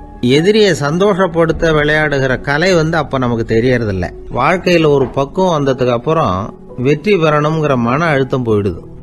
போட்டியில் ஜெயிக்கணுங்கிறத விட குழந்தையை சந்தோஷப்படுத்தணுங்கிறது முக்கியமாக போச்சு. ஜெயிக்கணுங்கிற வெறி ஓடி போட்டுது. ஒரு குழந்தையா இருந்தப்போ நம்ம வளர்ச்சிக்கு உதவிய வெறி பெரியவனானதுக்கு பிறகு நமக்கு எதிரியா மாறுது. அதை சரியான சமயத்தில் நாம் புரிஞ்சுக்கிட்டோம்னா போதும், நாம் பொழைச்சிக்கலாம். ஒவ்வொரு மனுஷனுமே வாழ்க்கையோட அடுத்த கட்ட வளர்ச்சியில் அடி எடுத்து வைக்கிற நேரத்தில் தன்கிட்ட இருந்து ஏதோ ஒரு குணத்தை அல்லது தன் குணம் இருந்த ஏதோ ஒரு உறவை வந்து நாம் வந்து இழக்கத்தான் வேண்டியிருக்குது. ஒரு கட்டம் வரைக்கும் உதவியா இருந்த குணம் வந்து அடுத்த கட்டத்துக்கு தடையா கூட மாறிடலாம். இந்த பரிமாண மாற்றத்துக்கு உள்ளாகிற ஒவ்வொருத்தரும் பிரத்யட்சமா இதை வந்து உணர்றாங்க. ஆனா பல பேர் எப்படின்னா பழசை திறந்துட்டு புதிய கொள்கைகளை உருவாக்கிக்கிறதுக்கு இஷ்டம் இல்லாம இருந்துடுறாங்க, அல்லது அப்படி செய்ய முடியாம தவிக்கிறாங்க. இதையெல்லாம் மீறி அந்த பழசை திறந்துட்டா அதை இழந்ததால உண்டாகிற மன அழுத்தம் சில காலத்துக்கு வருத்திக்கிட்டு தான் இருக்கும், வேற வழி இல்லை. ஆரோக்கியமான ஒரு முன்னேற்றத்துக்காக அந்த மன அழுத்தத்தை தாங்கிக்கத்தான் வேணும் அப்படிங்கிறாரு அந்த உலக புகழ்பெற்ற மேதை ஒருத்தர், இந்த ஸ்காட் பெக் அப்படிங்கிறவர். பிறந்த நாள் முதல் இதுதான் சரி அப்படின்னு கற்பிக்கப்பட்டு வந்த ஒவ்வொரு தத்துவத்தையும் தங்களுடைய வளர்ச்சிக்கு தகுந்த மாதிரி மாற்றி அர்த்தப்படுத்தி கொள்ள முடியாமல் வாழ்க்கை சூழல்ல அப்படியே அரைப்பட்டு தூளாகிறவர்கள் தான் ரொம்ப தவிக்கிறாங்களாம். இதுதான் அவருடைய கருத்து.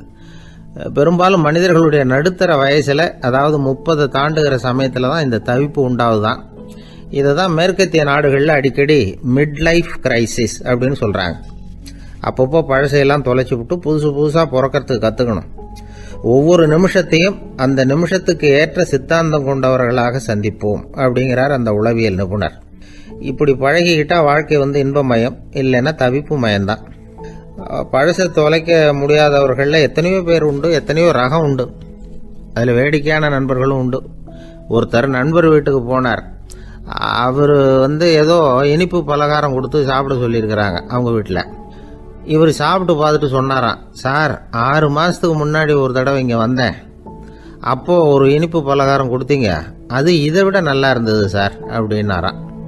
அப்போ செஞ்ச அதே இனிப்பு பலகாரம் தான் சார் இதுவும் அப்படின்னாராம் அவர். வதந்தியை விட வேகமா போகக்கூடியது எது அப்படின்னு கேட்டார் ஒருத்தர். வதந்தின்னார் இன்னொருத்தர். அவர் அப்படி சொன்னதுல ஒன்றும் தப்பு இல்லை. வதந்தி வேகமா பரவறதுக்கு என்ன காரணம்? 1க்கு 2 மிகைப்படுத்தி சொல்ற மனுஷ சுபாவம் ஒரு காரணம், சொல்றத அப்படியே நம்புறது இன்னொரு காரணம். எப்பொருள் யார் யார் வாய் கேட்பினும் அப்பொருள் மெய்ப்பொருள் காண்பது அறிவு அப்படின்னாரு வள்ளுவர். யாரு எதை சொன்னாலும் அதை அப்படியே நம்ப கூடாது. அறிவு வேலை செய்யணும். அதுல எந்த அளவுக்கு உண்மை இருக்குது அப்படின்னு கண்டுபிடிக்கணும். முக்கியமான பொறுப்புல உள்ளவங்களுக்கு எல்லாம் இது ரொம்ப முக்கியமா தேவைப்படுகிற ஒரு தகுதி. ஒரு நாட்டுல ஒரு சாதாரண ஆள் ஒருத்தன் இருந்தான். அவங்கிட்ட ஒரு கழுதை இருந்தது. ரொம்ப பிரியமா வளர்த்தான். அவனுக்கு அது ரொம்ப நெருக்கமான நண்பன். வேற மனுஷங்க யாரும் கிடைக்கல போல இருக்குது. அந்த கழுதைக்கு கந்தர்வசேனன் அப்படின்னு பேர் வச்சான். அந்த பேரை சொல்லிதான் அவன் அதை கூப்பிடுறது வழக்கம். அவ்வளவு பிரியமா வளர்த்த அந்த கழுதை ஒரு நாள் திடீர்னு செத்து போச்சு. எப்படி இருக்கும் அவனுக்கு? ரொம்ப சங்கடப்பட்டான். சாப்பிட கூட பிடிக்கல. அவனுக்கு முகத்தை 3 வச்சுக்கிட்டு அவன் பாட்டு உட்காந்துருக்கிறான். அந்த நேரம் பார்த்து அவனுக்கு வேண்டியப்பட்ட ஒருத்தன் அந்த பக்கமா வந்தான். அவனை பார்த்தான். ஏன்டா அப்படி உட்காந்துருக்கிற அப்படின்னு கேட்டான். கந்தர்வசேனன் செத்து விட்டதா சொல்லி குலுங்கி அழ ஆரம்பிச்சுட்டான் இவன். கந்தர்வசேனன் யாருன்னு கேட்டான் இவன். அப்படி கேட்ட உடனே அவன் இன்னமும் சத்தம் போட்டு ஒவ்வொன்னு கத்த ஆரம்பிச்சுட்டான். துக்கம் அதிகமாயிட்டுது. அவன் அழற வேகத்தை பார்த்ததும் சரி, கந்தர்வசேனன்கிறது முக்கியமான ஒரு பெரிய மனுஷன் போல இருக்கு அப்படின்னு இவன் முடிவு பண்ணிட்டான். நம்ம ஃப்ரெண்டோட துக்கத்தை நாமளும் பகிர்ந்துக்கணும்னு நினைச்சான். உடனே தலையை மொட்டை அடிச்சுக்கிட்டான். மீசை எடுத்துட்டான். கருப்பு உடை போட்டுக்கிட்டான். கந்தர்வசேனன் இறந்த செய்தி இப்படி காத்து வாக்குல பரவ ஆரம்பிச்சது ஊர் பூரா. ஊர்ல உள்ளவங்க எல்லாம் இந்த செய்தியை கேட்டதும் அவங்களும் தலையை மொட்டை அடிச்சுக்கிட்டு கருப்பு துணி போட்டுக்க ஆரம்பிச்சுட்டாங்க. ஒரே நாள்ல நகரம் பூராவும் துக்கத்துல ஆழ்ந்து போச்சு. எங்க பார்த்தாலும் மொட்டை தலை, கருப்பு துணி. அந்த நாட்டு அமைச்சர் இதை பார்த்தார். ஜனங்கள்லாம் வருத்தமா இருக்கிறாங்களே அப்படின்னு நினைச்சு சில பேரை கூப்பிட்டு விசாரிச்சார். என்ன விஷயம் அப்படின்னு. கந்தர்வசேனன் செத்துட்டார், அதனாலதான் இப்படி துக்கம் அனுஷ்டிக்கிறோம் அப்படின்னாங்க. அவராவது கொஞ்சம் யோசனை பண்ணி பார்த்திருக்கலாம்ல. கந்தர்வசேனன்னு சொல்றீங்களே, யார் அது அப்படின்னு விசாரிக்கலாம்ல. விசாரிக்கல. மக்கள் துயரத்துல நாமளும் பங்கு எடுத்துக்கணும் அப்படின்னு தான் அவர் நினைச்சார். அவரும் உடனே மொட்டை அடிச்சுக்கிட்டு கருப்பு சட்டை போட்டு ஆரம்பிச்சிட்டார். அமைச்சர் இப்படி இருக்காருங்கிற செய்தி அரசருக்கு எட்டுச்சு. அவரு என்ன பண்ணாரு, அவரும் மொட்டை போட்டுக்கிட்டு தூக்கம் அனுஷ்டிக்க ஆரம்பிச்சிட்டார். அன்னைக்கு ராத்திரி ராஜா மொட்டை தலையோட அந்த புறத்துக்கு வர்றாரு, முகத்தை முன்னு வச்சுக்கிட்டு. ராணி பார்த்தாங்க. என்னங்க இது, என்ன விஷயம், உங்க துக்கத்துக்கு என்ன காரணம்னு கேட்டாங்க. ராஜா ரொம்ப கவலையோட, கந்தர்வசேனன் செத்துட்டாராம், ஜனங்கள்லாம் வருத்தத்துல இருக்கிறாங்க, அதனால நானும் அவங்களோட துக்கத்துல பங்கெடுத்துக்கிறேன், ஒரு ராஜாவோட கடமை இல்லையா அது அப்படின்னார். அது சரி, கந்தர்வசேனன் யாரு, உங்க அப்பாவா அண்ணனா, எதுக்காக தலையை மொட்டை அடிச்சிங்க அப்படின்னு கேட்டாங்க ராணி. அதுக்கப்புறம் தான் ராஜா யோசிக்க ஆரம்பிச்சார். ஆமா, அதுவும் சரிதானே, நாம என்னத்துக்கு அவசரப்பட்டு இப்படி பண்ணோம் அப்படின்னு சொல்லி நினைச்சுக்கிட்டு அதுக்கப்புறம் அமைச்சரை கூப்பிட்டார். அப்புறம் விவரம் கேட்டார். யாருங்க இது கந்தர்வசேனங்கிறது யாருன்னு கேட்டார். அவரும் அதுக்கப்புறம் தான் யோசிக்க ஆரம்பிச்சார். அவரு ஜனங்களை கூப்பிட்டு விசாரிச்சார். ஒவ்வொருத்தரா விசாரிச்சுக்கிட்டே கடைசியா அந்த ஆளுகிட்ட போய் சேர்ந்தாங்க. கந்தர்வசேனன் யாருன்னு கேட்டாங்க. என்னோட கழுதைன்னாங்க. ராஜாவும் மந்திரியும் தலையை தொங்க போட்டுக்கிட்டாங்க. எல்லாரும் சொல்றதையும் கண்ணை மூடிட்டு நம்ப ஆரம்பிச்சா கதை இப்படிதான் போய் முடியும். இந்த காலத்துல எல்லாம் சில பேர் சொல்ற விஷயம் கப்சா மாதிரி இருக்கும், ரீல் விடுறார் அப்படின்னு நினைப்போம்.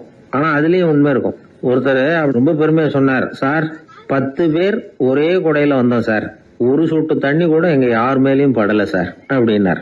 10 பேர் ஒரே குடையில வந்திருக்கிறாங்க, ஒரு சொட்டு தண்ணி கூட மேல படலையா, பெருமையா சொன்னார். அது எப்படிங்கன்னு கேட்டோம். அவர் சொல்றாரு, ஏன்னா அப்ப மழையே பெய்யல சார் அப்படின்னு. வாயில கொழுப்பு இருந்தாலும் பரவாயில்ல சார், எப்படியாவது ஒரு வழியா சமாளிச்சுக்கலாம், ஆனா வயத்துல மட்டும் கொழுப்பு இருக்கக்கூடாது சார், அப்படி இருந்தா அதான் அலட்சியமாவும் விட்டுறக்கூடாது சார் அப்படின்னு ஒருத்தர் சொல்லிட்டு வந்தார். அதுக்கப்புறம் தான் அவர்கிட்ட பேசி பல விவரங்களை தெரிஞ்சுக்க முடிஞ்சது. சில பேர் சொல்லுவாங்க, எனக்கு தொந்தி கிடையாது சார், வேணும்னா என் வயத்தை அழுத்தி பாருங்க, கல் மாதிரி இருக்கும்பாங்க. வயிறு கல் மாதிரி இருந்தா உள்ள கொழுப்பு இல்லைன்னு நினைச்சிடக்கூடாது. வயிற்று தசைக்கு அடியில உள்ள கொழுப்பு சில வாத்தியங்கள்ல இருக்குமே நரம்பு, அது மாதிரி டைட்டா இழுத்துக்கிட்டு இருக்குன்னு அர்த்தம். அதனால தொட்டு பார்த்தா கல் மாதிரி தான் இருக்கும், இருந்தாலும் தொந்தி தான். வயத்துல கொழுப்பு அதிகமா இருக்கிறது சங்கடம் தான். அதனால கொலஸ்ட்ரால் அளவு அதிகமாகும். இதய நோய்கள், நீரிழிவு, ஹைப்பர் டென்ஷன், ஸ்ட்ரோக்கு, இது மாதிரி ரிஸ்க் எல்லாம் அதிகமாகும். ஒருத்தர் ஒல்லியா இருக்கலாம், உடம்பு எடை அதிகப்படியா இல்லாம இருக்கலாம். அப்படி இருந்தா கூட அவர் உடம்புல மற்ற பகுதியை விட வயத்துல கொழுப்பு அதிகமா இருக்கும். நாம தான் ஒல்லியா இருக்கிறோமே, நமக்கு ஒண்ணும் இல்லை அப்படின்னு நினைச்சிடக்கூடாது. சரி, நம்ம வயிறு இருக்க வேண்டிய அளவை விட அதிகமா இருக்குதா இல்லையா, அதை எப்படி கண்டுபிடிக்கிறது? அதுக்கு சில வழி இருக்குது. முதல்ல நீங்க நேரா ஸ்ட்ரெயிட்டா நிமிர்ந்து நில்லுங்க. உங்க பார்வையை மட்டும் கீழே தாழ்த்தி கால் விரலை கவனிங்க. விரல் உங்களுக்கு தெரியுதா அப்படின்னா உங்க வயிறு நார்மலா இருக்குன்னு அர்த்தம். கால் விரல் உங்க கண்ணுக்கு தெரியலையா அப்படின்னா உங்களுக்கு வயிறு பெருசுதான். இன்னொரு வழி இருக்கு, அது என்ன தெரியுமா? ஒரு தரையில நீட்டா படுத்துடணும். 1 மீட்டர் நீளம் உள்ள அளவுகோல் ஒன்று எடுத்துக்கோங்க. கழுத்து எலும்புல ஒரு பக்கத்தையும் இடுப்புல ஒரு பக்கத்தையும் வைங்க. பக்கவாட்டில் வைங்க, அதாவது படுக்கவாட்டில். அது நடுப்பகுதி வயத்துல முட்டி தராசு மாதிரி ஆடுதா அப்படின்னா உங்க வயிறு உங்களுக்கு ப்ராப்ளம் தான். அதனால அதை கண்டுபிடிக்கிறதுக்கு அப்படி ஒரு அளவுகோல் வச்சிருக்கிறாங்க. மருத்துவ அறிவியல் ரீதியா உங்களுக்கு தொந்தி இருக்குதா இல்லையான்னு கண்டுபிடிக்கிறதுக்கு ஒரு வழி இருக்கு. உங்க இடுப்புல வெயிஸ்ட் அப்படின்னு சொல்றோம்ல, இடுப்புல ஒரு அளவு எடுக்கணும், சுற்றளவு. இடுப்புக்கு கீழே ஹிப்னு சொல்றோம்ல, அங்க ஒரு அளவு எடுக்கணும், அதிகபட்ச சுற்றளவு எடுக்கணும். அந்த அளவை இந்த அளவால வகுக்கணும். அதாவது உங்க வெயிஸ்ட் மெஷர்மெண்ட் இருக்குல்ல, அதை ஹிப் மெஷர்மெண்டால வகுக்கணும். இந்த விகிதம், அதாவது வெயிஸ்ட் ஹிப் ரேஷியோ, ஆண்களுக்கு 0.95க்கு மேல போகக்கூடாது, பெண்களுக்கு 0.85க்கு மேல போகக்கூடாது. அப்படி போயிட்டுதுன்னா வயிறு பெருத்திருக்குதுன்னு அர்த்தம். இது டாக்டர்கள் கண்டுபிடிக்கிற ஒரு விதம். சரி, இந்த தொந்தியை குறைக்கிறதுக்கு என்ன பண்ணலாம்? பட்னி கிடக்கலாமா அப்படின்னா அது தேவையில்லை. ஆனா கலோரி அளவை குறைக்கணும். அது எப்படி? கொழுப்பு ஆகாரத்தை குறைக்கணும். இப்போ கார்போஹைட்ரேட்டு, புரோட்டீன்லாம் இருக்குது இல்லை, அதெல்லாம் ஒரு கிராமுக்கு சுமாரா 4 கலோரி கொடுக்கும். ஆனா கொழுப்பு ஒரு கிராமுக்கு 9 கலோரி கொடுக்கும். அதனால ஒரே அளவுள்ள ஆகாரங்கள்ல கூட கலோரி வித்தியாசம் இருக்குது. கலோரி அளவு குறைச்சலா கொடுக்கக்கூடிய ஆகாரம் சாப்பிடணும். இப்போ தொந்தியை குறைக்கிறதுக்கு கடுமையான உடற்பயிற்சி தேவையா அப்படின்னு கேட்டா அதுவும் தேவையில்லையா. ஆகாரத்துல கொழுப்பை குறைச்சாவே போதும், மற்ற ஆகாரம் செரிக்கிறதுக்கு லேசான உடற்பயிற்சியே போதும். வயத்தை குறைக்கிறேன்னு சொல்லி சில பேர் உட்காந்து எழுந்திருப்பாங்க, அதுவும் தேவையில்லையா. அப்படிலாம் பண்ணி உங்களை கஷ்டப்படுத்திக்க வேண்டியதில்லை. வயத்தை குறைக்கிறதுக்கு அதெல்லாம் உதவுறது இல்லை அப்படின்னு அது சம்பந்தமான நிபுணர்கள் சொல்றாங்க. இப்போ இது சம்பந்தமா 1984 ஒரு சோதனையே பண்ணி பார்த்துருக்குறாங்க. ஒரு நாளைக்கு 185 தடவை உட்காந்து எழுந்திருக்கிறது. இது மாதிரி 27 நாள் பயிற்சி பண்ணிவிட்டு பார்த்தாங்களாம். வயிற்று கொழுப்புல எந்த மாறுதலும் இல்லையா. அதனால உட்காந்து எழுந்திருக்கிற வேலையெல்லாம் தேவையில்லை. தொந்தியை குறைக்கிறதுக்கு முயற்சி பண்றவங்க தோற்றத்தை அழகாக்குறது ஒரு பக்கம் இருந்தா கூட ஆரோக்கியமான நீண்ட வாழ்வுக்கும் அவங்க அஸ்திவாரம் போடுறாங்கன்னு தான் அர்த்தம். ஒருத்தர் வந்தார், சார் எனக்கு தொந்தி இருக்கா இல்லையான்னு கண்டுபிடிக்கிறது கஷ்டமா இருக்குதுன்னார். சரி, நான் கண்டுபிடிக்கிறேன், இப்படி தரையில காலை நீட்டி ஸ்ட்ரைட்டா படுங்க அப்படின்னோம். சரின்னு படுத்துட்டார். இப்போ உங்க கண்ணை திருப்பி கால் கட்டை விரலை பாருங்க, கட்டை விரல் தெரியுதா அப்படின்னு கேட்டேன். தெரியுது சார்னார். நீங்க தெரியுதுன்னு சொல்றத நான் எப்படி நம்புறதுன்னு. அதோ தெரியுற அந்த கட்டை விரல் நுனியில ஒரு ஈ கூட உட்காந்துருக்குது பாருங்க சார் அப்படின்னார். அப்படின்னா நீங்க பாக்குறது கட்டை விரல் இல்லை சார், உங்க மூக்கு நுனி, அங்கதான் இப்ப ஈ உட்காந்துருக்குது அப்படின்னோம். ஒருத்தர் வேகமா நடந்து போறாரு. கடத்தெருவில் ஒரு ஸ்வீட்டு கடையை பாக்குறாரு. உடனே சடன் பிரேக் போட்டது மாதிரி நிக்கிறாரு. ஒரு ஸ்வீட் வாங்கி சாப்பிடலாமேன்னு மனசு சொல்லுது. டாக்டர் வேணாம்னு சொல்லியிருக்கிறார், உடம்புக்கு ஒத்துக்காது, அதனால அது வேணாம்னு சொல்லுது அறிவு. இவர் மனசு சொல்றத கேட்கல, அறிவு சொல்றபடி கேட்கிறார். அதனால மறுபடியும் வேகமா அங்கிருந்து நடந்து போயிடுறார். அவர் நல்ல மனுஷன், மனுஷனுக்கு அறிவும் இருக்குது, உணர்ச்சியும் இருக்குது. எதுக்கு எடுத்தாலும் உணர்ச்சி வசப்பட்டுக்கிட்டு இருக்கக்கூடாது. அறிவு வசத்தில் நாம் இருக்கணும். அப்போதான் நாம் நல்லபடியாக வாழ முடியும். இல்லைன்னா அவஸ்தை தான். மகாபாரதத்தில் சந்தனுன்னு சொல்லி ஒரு அரசன் வர்றான். அவன் ஒரு சமயம் அறிவு வசப்படாமல் உணர்ச்சி வசப்படுறான். அதாவது ஒரு நாள் கங்கை கரையில் ஒரு அழகான பொண்ணை பார்க்குறான். இவனுடைய மனசு அவகிட்ட போயிடுது. அவளை கல்யாணம் பண்ணிக்கிறதுக்கு ஆசைப்படுறான். அந்த பொண்ணு சரின்னு சம்மதிக்கிறா. ஆனால் ஒரு நிபந்தனை போடுறா. அந்த நிபந்தனைக்கு சம்மதம்னு சொன்னாதான் உன்னை கல்யாணம் பண்ணிக்குவேன்னு சொல்றா. சரி, அவ போட்ட நிபந்தனை என்ன தெரியுமா? இது மாதிரி நான் உங்க மனசு புண்படுற மாதிரி எந்த காரியம் பண்ணாலும் நீங்க என்ன ஏன்னு கேட்கக்கூடாது. நான் செய்யற காரியத்தை தடுக்கவும் கூடாது. அப்படி நீங்க செஞ்சா அடுத்த கணமே நான் உங்களை பிரிஞ்சு போயிடுவேன். இதுதான் அந்த பொண்ணு போட்ட நிபந்தனை. சந்தன அரசன் இந்த நிபந்தனையை ஒத்துக்கலாமா? இதை அறிவுபூர்வமாக யோசிச்சிருந்தா இதுக்கு கட்டுப்பட்டுருக்க மாட்டான். இந்த நிபந்தனைக்கு நான் சம்மதிக்க மாட்டேன்னு தான் சொல்லியிருக்கணும். ஆனால் அவன் அந்த நேரத்தில் உணர்ச்சி வசத்தில் இருந்தான். அதனால நீ என்ன சொன்னாலும் சரின்னு ஒத்துக்கிட்டான். அவளை கல்யாணம் பண்ணிக்கிட்டான். இதனால என்ன ஆச்சு? 7 பச்சை இளம் குழந்தைகளை பிறந்த உடனே அவள் கங்கையில் தூக்கி எறிஞ்சி கொல்லக்கூடிய கோர காட்சியை இவன் ஒன்று பின்னாடி ஒன்றா பார்க்க வேண்டியதாக போச்சு. கடைசியில் 8வது குழந்தை பிறந்ததுன்னா அவனுடைய அறிவு மேலோங்குது. அந்த கொடிய செயலை தடுத்து நிறுத்துறான். அந்த 8வது குழந்தை தான் பின்னாடி பீஷ்மர் ஆகிறார். ஒரு பக்தி பிரசங்கத்தில் ஒரு பேச்சாளர் இந்த விஷயத்தை சொல்லிவிட்டு இன்னொரு விஷயமும் சொன்னார். அது என்னன்னா, சந்தனும் மன்னன் அறிவுக்கும் உணர்ச்சிக்கும் நடுவில் அகப்பட்டு தவிச்சதுனால அவன் வம்சத்தில் வந்த கௌரவர்கள் உணர்ச்சி வசப்பட்டாங்க, பாண்டவர்கள் அறிவு வசப்பட்டாங்க அப்படின்னு சொன்னார். மனுஷனுக்கு உணர்ச்சியை விட அறிவு மேலோங்கி இருக்கணுங்கிறது சரிதான். ஆனால் அந்த அறிவை எப்படி உபயோகப்படுத்துகிறோங்கிறது முக்கியம். ஒருத்தர் சொன்னார், சார் இன்னைக்கு கோயம்புத்தூரில் ஒரு கல்யாணம், அதுக்கு நான் போக முடியலேன்னு நினைக்கும் பொழுது மனசுக்கு ரொம்ப வருத்தமாக இருக்குது சார் அப்படின்னார். ரொம்ப உணர்ச்சி வசப்பட்டார்.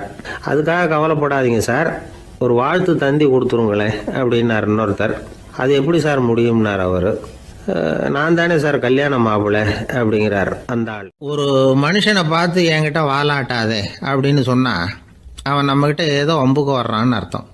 ஒரு நாயை பார்த்து யாரும் என்கிட்ட வாலாட்டாதே அப்படின்னு சொல்கிறது இல்லை. ஏன்னா நாய் வாலாட்டுனா அது நம்மக்கிட்ட தன்னுடைய நன்றியை தெரிவிக்கிறதாக நினச்சிக்கிட்டு இருக்கிறோம்.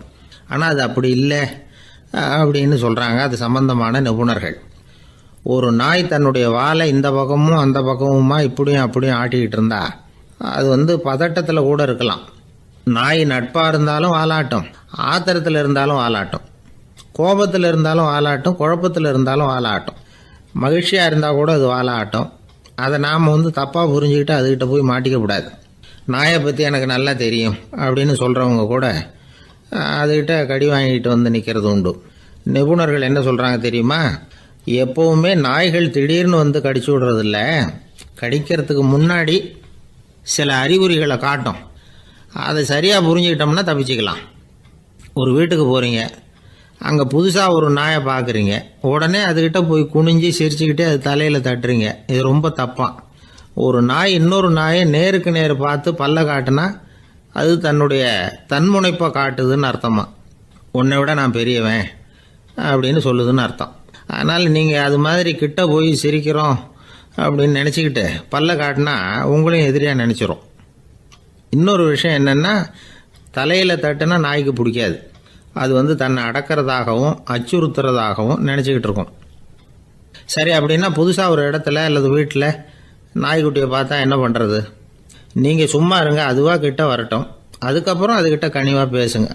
கன்னம், மார்பு, தோல் இங்கெல்லாம் தட்டலாம், தப்பு இல்லையா? தலையில் தான் தட்டப்படாதான்.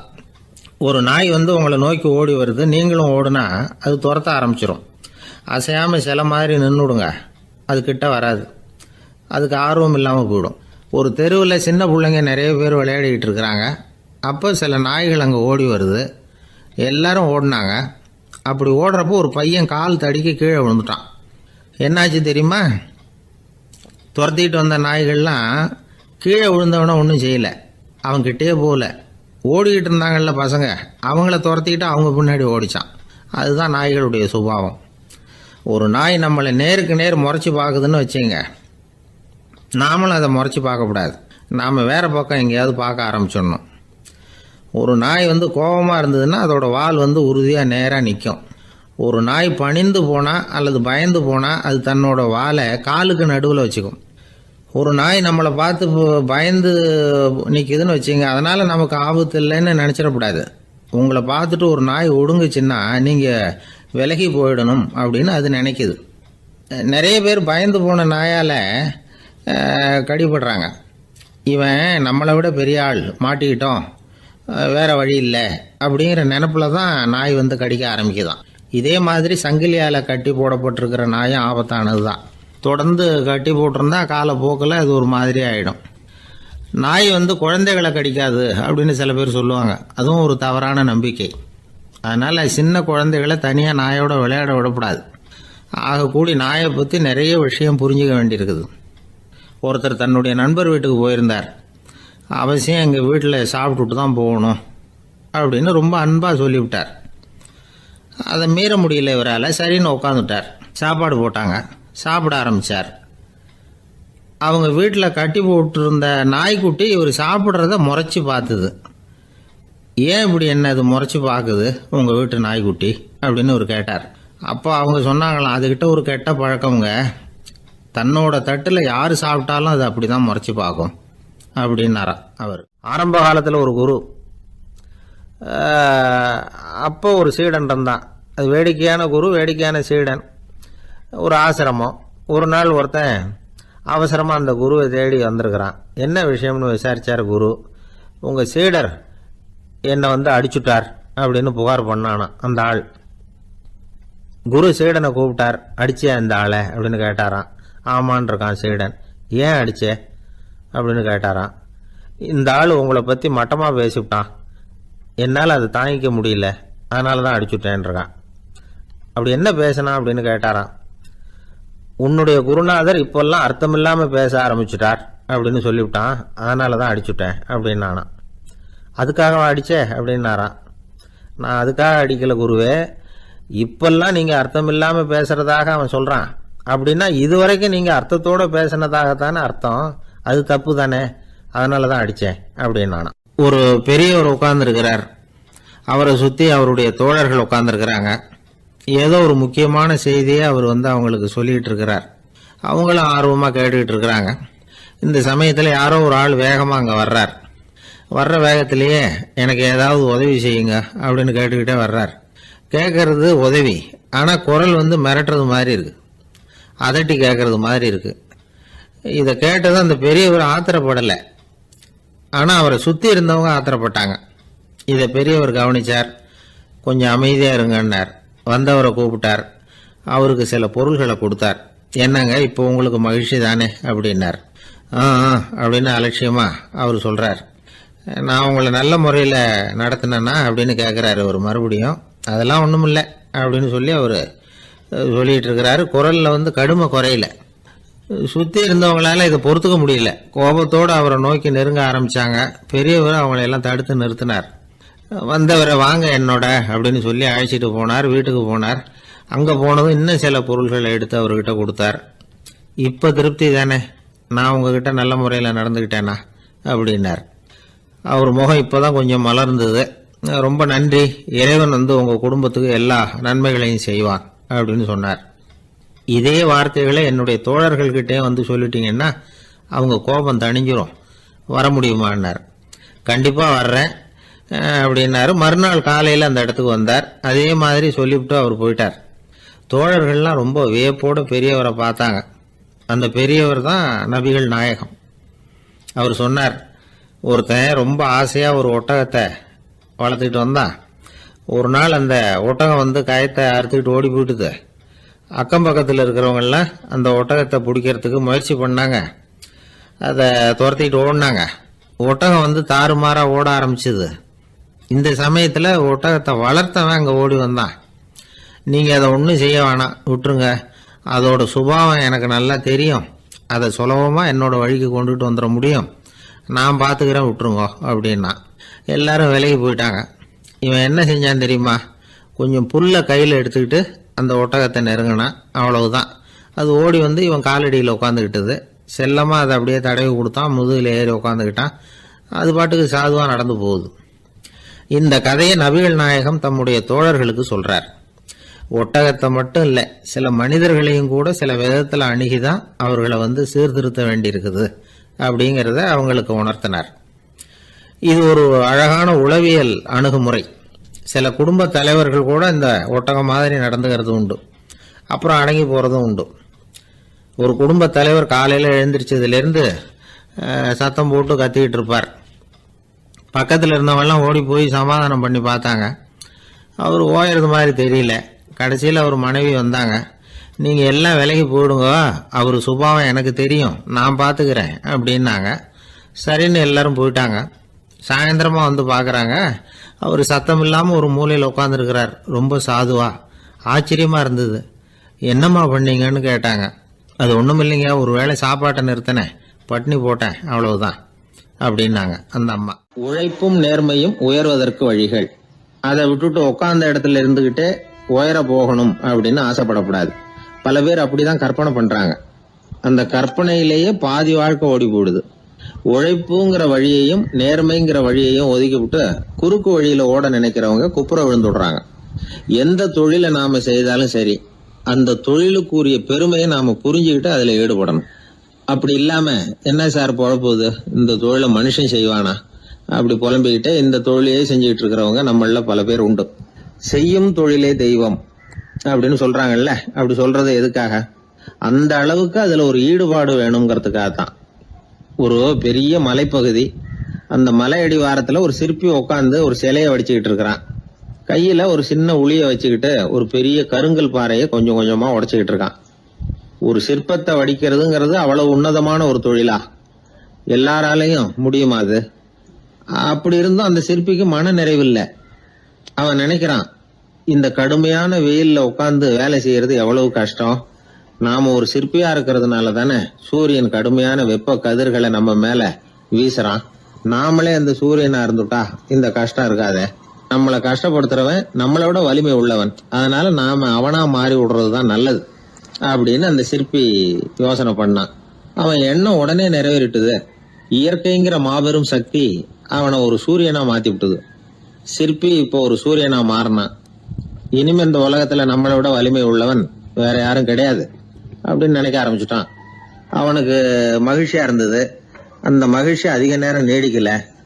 ஏன்னா கொஞ்ச நேரத்துல ஆகாயத்துல கரிய மழை மேகங்கள் அப்படியே சூழ்ந்து வந்தது. சூழ்ந்து வந்த மேகங்கள் சூரியனை மறைக்க ஆரம்பிச்சது. இப்போ சூரியனா இருந்த அந்த சிற்பி நினைச்சு பாக்குறான், என்ன இது என்னையே இந்த மேகம் மூடி மறைக்குதுன்னா அது என்னை விட பெரிய ஆளாதான் இருக்கணும். அதனால இனிமே நாம சூரியனா இருக்கக்கூடாது, நாம மேகமா தான் இருக்கணும், அதுதான் கௌரவம் அப்படின்னு நினைக்க ஆரம்பிச்சிட்டான். இப்பவும் பாருங்க, இயற்கை அவனுடைய ஆசையை நிறைவேற்றி வச்சது. சூரியனா இருந்த சிற்பி மேகமா மாறினான். வான வீதியில அப்படியே உல்லாசமா வர ஆரம்பிச்சான். அந்த உல்லாசமும் அதிக நேரம் நீடிக்கல. எதிரில் பார்த்தா பிரம்மாண்டமான மலைகள் வழியை அடைச்சிட்டு நிக்குது. வேகமா வந்த மேகம் மலையில மோதிக்கிட்டுது. அந்த மலையை தாண்டி அப்பால செல்ல முடியல. இப்போ அந்த மேகம் நினைக்குது, நாம எந்த தடையும் இல்லாம அந்தரத்துல மிதந்து வர்றோம். நம்மையே போக விடாம தடுக்குதுன்னா அந்த மலைக்கு எப்பேற்பட்ட வலிமை இருக்கணும். இனிமேல நாம மேகமா இருந்து பிரயோஜனம் இல்ல, இருந்தா மலையா இருக்கணும், அதுதான் பெருமை அப்படின்னு நினைக்க ஆரம்பிச்சான். இப்பவும் பாருங்க, இயற்கை அவனுடைய ஆசையை நிறைவேற்றி வச்சது. மேகமா இருந்த சிற்பி மலையா மாறினான். பெரிய மலை பூமிக்கும் வானத்துக்குமா நின்றுகிட்டு இருக்கு. இனிமே நமக்கு எந்த கவலையும் இல்லை அப்படின்னு நினைச்சது அந்த மலை. இப்படி நினைச்சுக்கிட்டு இருந்த வேளையில அந்த மலையோட காலடியில அடிவாரத்துல ஏதோ சத்தம் கேட்டது. என்ன சத்தம் இது அப்படின்னு சொல்லி அந்த மலை மெதுவா குனிஞ்சு பார்த்துதான். பார்த்தா அங்க ஒரு மனுஷன் தன்னுடைய கையில உளிய வச்சுக்கிட்டு மலையை கொத்திக்கிட்டு இருக்கிறான். ஏதோ ஒரு சிற்பத்தை வடிக்கிறதுக்காக அவன் முயற்சி பண்ணிட்டு இருக்கிறான். இப்போ அந்த மலை நினைச்சுதான், மலையே ஒருத்தன் உடைக்கிறான்னா அவன் எப்பேற்பட்ட வலிமை உள்ளவனா இருக்கணும். இனிமேலும் மலையா இருந்து பிரயோஜனம் இல்ல, மனுஷனா மாறணும், அதுதான் சரி அப்படின்னு நினைச்சுதான். அந்த வினாடியே அந்த மலை ஒரு மனுஷனா மாறிச்சு. அவன் கையில ஒரு உளி, பழையபடியே ஒரு கருங்கல் பாறையை கொத்த ஆரம்பிச்சான். அந்த ஆள் பழைய நிலைமைக்கு வந்துட்டான். இந்த கதையில இருந்து நாம தெரிஞ்சுக்க வேண்டியது என்னன்னா, தன்னுடைய உண்மையான பலம் என்னங்கிறது தெரியாமலே தாவி தாவி தடுமாறிக்கிட்டு இருக்கிறான் மனுஷன் அப்படிங்கிறது தான். இனிமேலாவது அதை புரிஞ்சுக்கணும். நாம அதுவா மாறணும்னு நினைக்கிறது தப்பு, நாம இருக்கணும் அப்படின்னு நினைக்கிறது தான் உண்மை, அதுதான் சரி. அந்த சிற்பி என்னென்னோ கற்பனை பண்ணி கடைசியில மறுபடியும் சிற்பியாகவே வந்து சேர்ந்தான் பாருங்க. அதனால நம்முடைய உண்மையான பலம் என்ன அப்படிங்கறத தெரிஞ்சுக்கிட்டு நடந்துகிட்டோம்னா வாழ்க்கையில எப்பொழுதும் வெற்றி நிச்சயம். சில பேரை இப்படி சொல்றது உண்டு, அடுத்தவங்களை அனுசரித்து நடந்துக்க தெரியல, அவன் என்ன சார் மனுஷன் அப்படிம்பாங்க. சக மனிதர்களோட எப்படி பழகிறது அப்படின்னு தெரியாததுனாலேயே பல பேர் இன்னைக்கு சங்கடப்பட்டுக்கிட்டு இருக்கிறாங்க. வசதி வாய்ப்பெல்லாம் சரியாக இருக்கும், ஆனால் வாழ்க்கை சரியாக இருக்காது. இன்னொருத்தர்கிட்ட எப்படி பேசுறது பழகிறதுங்கிறது தெரியாததுனால தான் இந்த அவஸ்தை. சரி, இந்த அவஸ்தை இல்லாமல் வாழறது எப்படி? இதுக்கு அனுபவசாலிகள் சில வழிமுறைகளை சொல்கிறாங்க. அதெல்லாம் என்னென்னங்கிறத இப்போ தெரிஞ்சுக்குவோம். முதல்ல நம்ம நாக்கு நம்ம கண்ட்ரோலில் இருக்கணும். வார்த்தைகளை கொட்டி விட்டு அதுக்கப்புறம் அள்ள முடியாமல் கிடந்து கஷ்டப்படக்கூடாது. எப்படி பேசுகிறோங்கிறதும் முக்கியம், பேசுகிறப்ப எப்படி முகத்தை வச்சிருக்கிறோங்கிறதும் முக்கியம். அன்பாக பேசினாலும் நல்லா இருக்கும். அப்படி பேசுகிறப்ப ஆதரவாக அவர் தோள் மேலே ஒரு கையை போட்டுக்கிட்டு பேசினா இன்னமும் நல்லா இருக்கும். ரெண்டாவது விஷயம், இன்னொருத்தர்கிட்ட பேசுகிறப்போ வாக்குறுதிகளை அள்ளி வீசக்கூடாது. கொடுக்குற வாக்குறுதி குறைச்சலாக இருக்கணும். அப்படி கொடுத்த வாக்குறுதியை கண்டிப்பாக நிறைவேற்றணும். நாம் ஒருத்தரை பாராட்டுறோம் அல்லது அவரை பற்றி அபிப்பிராயம் சொல்கிறோம்னா அது ஆக்கப்பூர்வமாக இருக்கணும். நம்ம பாராட்டு அல்லது விமர்சனம் அடுத்தவருடைய முன்னேற்றத்துக்கு உதவுறது மாதிரி இருக்கணும். நாம் சொல்கிறத கேட்டுட்டு அவன் தலையில் கையை வச்சுட்டு உட்காந்துடக்கூடாது. எப்பவும் உற்சாகமாக இருக்கணும், முகம் மலர்ச்சியாக இருக்கணும். மனுஷன் இருந்தால் வருத்தம், கவலை, ஏமாற்றம் எல்லாம் இருக்க தான் செய்யும். அதெல்லாம் மனசில் இருக்கட்டும். அந்த வருத்தமும் கவலையும் ஏமாற்றமும் சேர்ந்துக்கிட்டு நம்ம முகத்தில் இருக்கிற மலர்ச்சியை மூடி மறைக்கிறதுக்கு நாம் இடம் கொடுத்துடக்கூடாது. எந்த விஷயத்தை பற்றி யாருக்கிட்ட பேசினாலும் வெளிப்படையாக பேசணும், திறந்த மனசோட பேசணும். மூடி மறைச்சி முன்னு மூழ்கிக்கிட்டு இருக்கக்கூடாது. இன்னொருத்தர்கிட்ட பேசுகிறப்போ விவாதம் பண்ணுங்க, அது தப்பு இல்லை. ஆனால் வாதாடிக்கிட்டு இருக்கக்கூடாது. அதாவது என்ன சொல்கிறாங்கன்னா, டிஸ்கஸ் பண்ணலாம், ஆர்கியூ பண்ணக்கூடாது. நம்மக்கிட்ட இருக்கிற நல்ல குணங்களை நாம் எடுத்து சொல்லிகிட்டு இருக்கக்கூடாது. அந்த நல்ல குணங்களே நம்மளை பற்றி எடுத்து சொல்லணும். அது மாதிரி நடந்துக்கணும். அதே மாதிரி அடுத்தவங்க கிட்ட உள்ள கெட்ட குணங்களை பற்றி அவசியம் இல்லாமல் நாம் பேச வேண்டியதில்லை. உங்களை பற்றி யாராவது தப்பாக பேசுகிறாங்களா, அப்படி அவங்க பேசுகிறதுல உண்மை இல்லையா அப்படின்னா அதை நீங்கள் பொருட்படுத்த வேண்டியதில்லை, விட்டுடலாம். அது தானாக போயிடும். ஒரு 4-5 பேரோட பேசிக்கிட்டு இருந்தீங்கன்னா எல்லாருக்கும் முக்கியத்துவம் கொடுங்க, யாரையும் அலட்சியப்படுத்தாதீங்க. தமாஷா பேசலாம், ஆனால் அவங்க தமாஷ் அடுத்தவங்களை கேலி பண்ணுறதா இருக்கக்கூடாது. நமக்கு கிடைக்க வேண்டியது கிடைக்கலையே அப்படிங்கிற தவிப்பு நம்மக்கிட்ட இருக்கக்கூடாது. அது தேவையில்லை. உங்கள் செயல்பாடுகள் தெளிவாக இருக்கட்டும், பாராட்டு தானாக அவங்கள தேடிட்டு வரும். இன்னொரு மனுஷனுடைய மனசில் கௌரவமான ஒரு இடத்த பிடிக்கணும்னா நாம் இந்த குணத்தையெல்லாம் நம்மக்கிட்ட வளர்த்துக்கணும். இதெல்லாம் அனுபவசாலிகள் சொல்லியிருக்கிற குறிப்புகள். இந்த குறிப்புகளை சரியாக புரிஞ்சுக்கணும், அது முக்கியம். தப்பாக புரிஞ்சுக்கிட்டா என்ன ஆகும் தெரியுமா? இதை கேளுங்க. ஒருத்தர் வந்தார், சார் அடுத்தவங்க தோள் மேலே கையை போட்டுக்கிட்டு அன்பாக பேசணும்னு சொன்னீங்க, அப்படி தான் பேசினேன். அவர் முதுகை கூட தட்டி கொடுத்தேன், என் வேலை போயிட்டுது சார், வீட்டுக்கு அனுப்பிச்சிட்டாங்க அப்படின்னார். யாருக்கிட்ட அப்படி பேசுனீங்கன்னு கேட்டோம். என் முதலாளிகிட்ட சார் அப்படிங்கிறார் ரொம்ப சோகமாக. ஒரு ஊரில் ஒரு இளைஞன் இருந்தான். ஒரு நாள் அவன் ஒரு குருவை தேடிக்கிட்டு புறப்பட்டான். ஊரை விட்டு வெளியில் போனான். போகிற வழியில் ஒரு காடு. அந்த காட்டில் ஒரு மரத்தடியில் ஒரு பெரியவர் உட்காந்துருக்கிறார். அமைதியாக மௌனமாக அவர் அமர்ந்திருக்கிறார். இந்த பெரியவரை விசாரிக்கலாம், குருவை தேடி கண்டுபிடிக்கிறதுக்கு இவர் ஏதாவது ஒரு வழி சொல்லி கொடுப்பார் அப்படின்னு நினச்சிக்கிட்டு அவரை நெருங்கினான். ஐயா, எனக்கு ஒரு குரு தேவை, எங்கே கிடைப்பார், அவரை எப்படி அடையாளம் கண்டுபிடிக்கிறது, அதை பற்றி ஏதாவது விவரம் சொன்னீங்கன்னா நான் கண்டுபிடிச்சிக்குவேன் அப்படின்ட்டுருக்கான். பெரியவர் நிமிர்ந்து பார்த்தார். தம்பி, அது ரொம்ப சுலபம். அவர் வயசானவராக இருப்பார், என்னை விட சுமார் 30 வயசு அதிகமாக இருக்கும். அவர் ஒரு மரத்தடியில் தான் உட்காந்துருப்பார் அப்படின்ட்டுருக்கான். சரிங்க பெரியவரே, அது என்ன மாதிரியான மரம், எப்படி இருக்கும் அப்படின்னு கேட்டிருக்கான். பெரியவர் அந்த விவரங்களையும் சொல்லியிருக்கிறாரு. அது மட்டும் இல்லை, சந்திக்கிற நாள், நேரம், வினாடி முதற்கொண்டு எல்லா விவரங்களையும் துல்லியமாக சொன்னாராம். இவ்வளவு விவரங்களை இவரால் எப்படி சொல்ல முடியுது அப்படின்னு இவனுக்கு ஆச்சரியம். இருந்தாலும் அந்த பெரியவர் கடைசியாக ஒரு விவரம் சொன்னார். அது என்ன தெரியுமா? எப்படியும் நீ அவரை சந்திக்கிறதுக்கு ஒரு 30 வருஷம் ஆகும் அப்படின்னு சொல்லிவிட்டாராம். ரொம்ப நன்றிங்க பெரியவரே அப்படின்னு சொல்லிவிட்டு அந்த இளைஞன் புறப்பட்டுருக்கான். இப்போ அவனுக்கு குரு பற்றின விவரம் எல்லாம் கிடைச்சிட்டுது, சந்திக்கிற நேரமும் தெரிஞ்சுட்டுது. ஆனால் 30 வருஷம் அவரை தேடி அலைய வேண்டியிருக்குமே. அவன் தேட ஆரம்பித்தான். காடு மலை எல்லாம் சுற்றி அலைஞ்சான். பல வருஷங்கள் தேடினான், அழுத்து போயிட்டான். கடைசியில் அவனுக்கும் வயசாகிட்டுது. கடைசியில் தன்னுடைய சொந்த ஊருக்கே திரும்பி போயிட்டு இருந்தான். அங்கே ஒரு மரத்தடியில் அவன் தேடிக்கிட்டு இருந்த குருநாதர் கிடைச்சார். யார் அவருன்னா 30 வருஷத்துக்கு முன்னாடி வழி சொல்லி கொடுத்தாருல அதே பெரியவர். அவருக்கு இப்போ 30 வயசு அதிகமாக இருந்தது. அதே மரம் அன்னைக்கு பெரியவர் சொன்ன அடையாளம் இப்போ பொருத்தமாக இருந்தது. இப்போ அந்த பெரியவர் சொன்னார், சரியாக வந்து சேர்ந்துட்டேன், வா, உனக்காக தான் நான் இவ்வளவு காலமும் காத்துக்கிட்டு இருந்தேன் அப்படின்னாரான். என்ன சொல்கிறீங்கன்றிருக்கான். 30 வருஷத்துக்கு முன்னாடி என்கிட்ட வந்தியே, அப்போவே என் காலம் வந்து முடிஞ்சு போயிருந்தது. அப்போவே என்ன உனக்கு அடையாளம் தெரியல, அதனால் இவ்வளவு காலம் உனக்காக காத்துட்டு இருக்கும்படி ஆயிட்டுது அப்படின்னாராம். ஐயா, அப்போவே நீங்கள் சொல்லியிருக்கலாமே, இதுதான் 30 வருஷம் கழித்து நீ சந்திக்க போகிற இடம், நான் தான் உன்னுடைய குரு அப்படின்னு சொல்லியிருக்கலாமே அப்படின்ட்டுருக்கான். அந்த பெரியவர் சிரிச்சுக்கிட்டே இதுக்கு பதில் சொன்னாராம், நான் எவ்வளவோ விவரமாக தான் சொன்னேன், நீ சரியாக புரிஞ்சிக்கல. காரணம், அப்போ நீ போதுமான அளவுக்கு பக்குவம் பெற்றிருக்கவில்லை, அதனால் புரியும் சக்தி இல்லாமல் போயிட்டுதப்போ 30 ஆண்டு காலம் நீ அலைஞ்சு தெரிஞ்சிருக்கிற, அது காரணமாக இப்போ உனக்கு அந்த பக்குவம் வந்துட்டுது, அதனால தான் அடையாளம் காண முடிஞ்சது, நானே உன்னுடைய குரு அப்படின்னாராம். இதுலேருந்து என்ன தெரியுதுன்னா, ஆன்மீகத்தில் மாணவனாக சேர்றதுக்கு கூட ஒரு பக்குவத்தன்மை தேவைப்படுது. ஒரு பெரிய ஞானி, அவர்கிட்ட சீடனாக இருக்க ஒருத்தன் வந்தான், எதிரில் நின்னான். ஞானி அவனை வெகு நேரம் உற்று பார்த்தார். அப்புறம் சொன்னார், சீடனாக இருக்கிறது ரொம்ப சிரமம்னார். நான் தயாராக இருக்கிறேன்னா. அது இன்னமும் சிரமமாச்சே, இங்கே வந்து குருவாக இருக்கிறது மட்டுமே சுலபம் அப்படின்னாராம். அப்படின்னா நான் குருவாகவே ஆயிடுறேன் அப்படின்னானா. இது போலவே இந்த காலத்தில் கதை ஒன்று உண்டு. ஒரு பள்ளிக்கூடத்தில் வகுப்பு ஆசிரியர் மாணவனை திட்டிக்கிட்டு இருந்தார். டேய், நீ 100க்கு 10 மார்க்கு தான் வாங்கிட்டு இருக்க, இவ்வளவு மோசமாக நீ படித்தா கடைசியில் மாடு மேய்க்கிறது கூட லாய்க்கு இல்லாதவனா ஆயிடுவேன், அதுக்கப்புறம் என்ன செய்ய போகிறேன் அப்படின்னாராம். பையன் தலையை சொரிஞ்சிக்கிட்டே சொன்னானா, சார் அப்படின்னா ஒன்று செய்கிறேன் அப்படின்னானா. இவர் கேட்டிருக்கார், என்ன செய்ய போகிறேன்னு. வேற என்ன சார், உங்களை மாதிரி ஒரு ஆசிரியர் ஆகிடுறேன் அப்படின்னானா. வீட்டில் வந்து விளையாடுறது வழக்கம். மரத்துக்கு அந்த பையன் பேரில் ஒரு பாசம் உண்டாக ஆரம்பிச்சுட்டுது.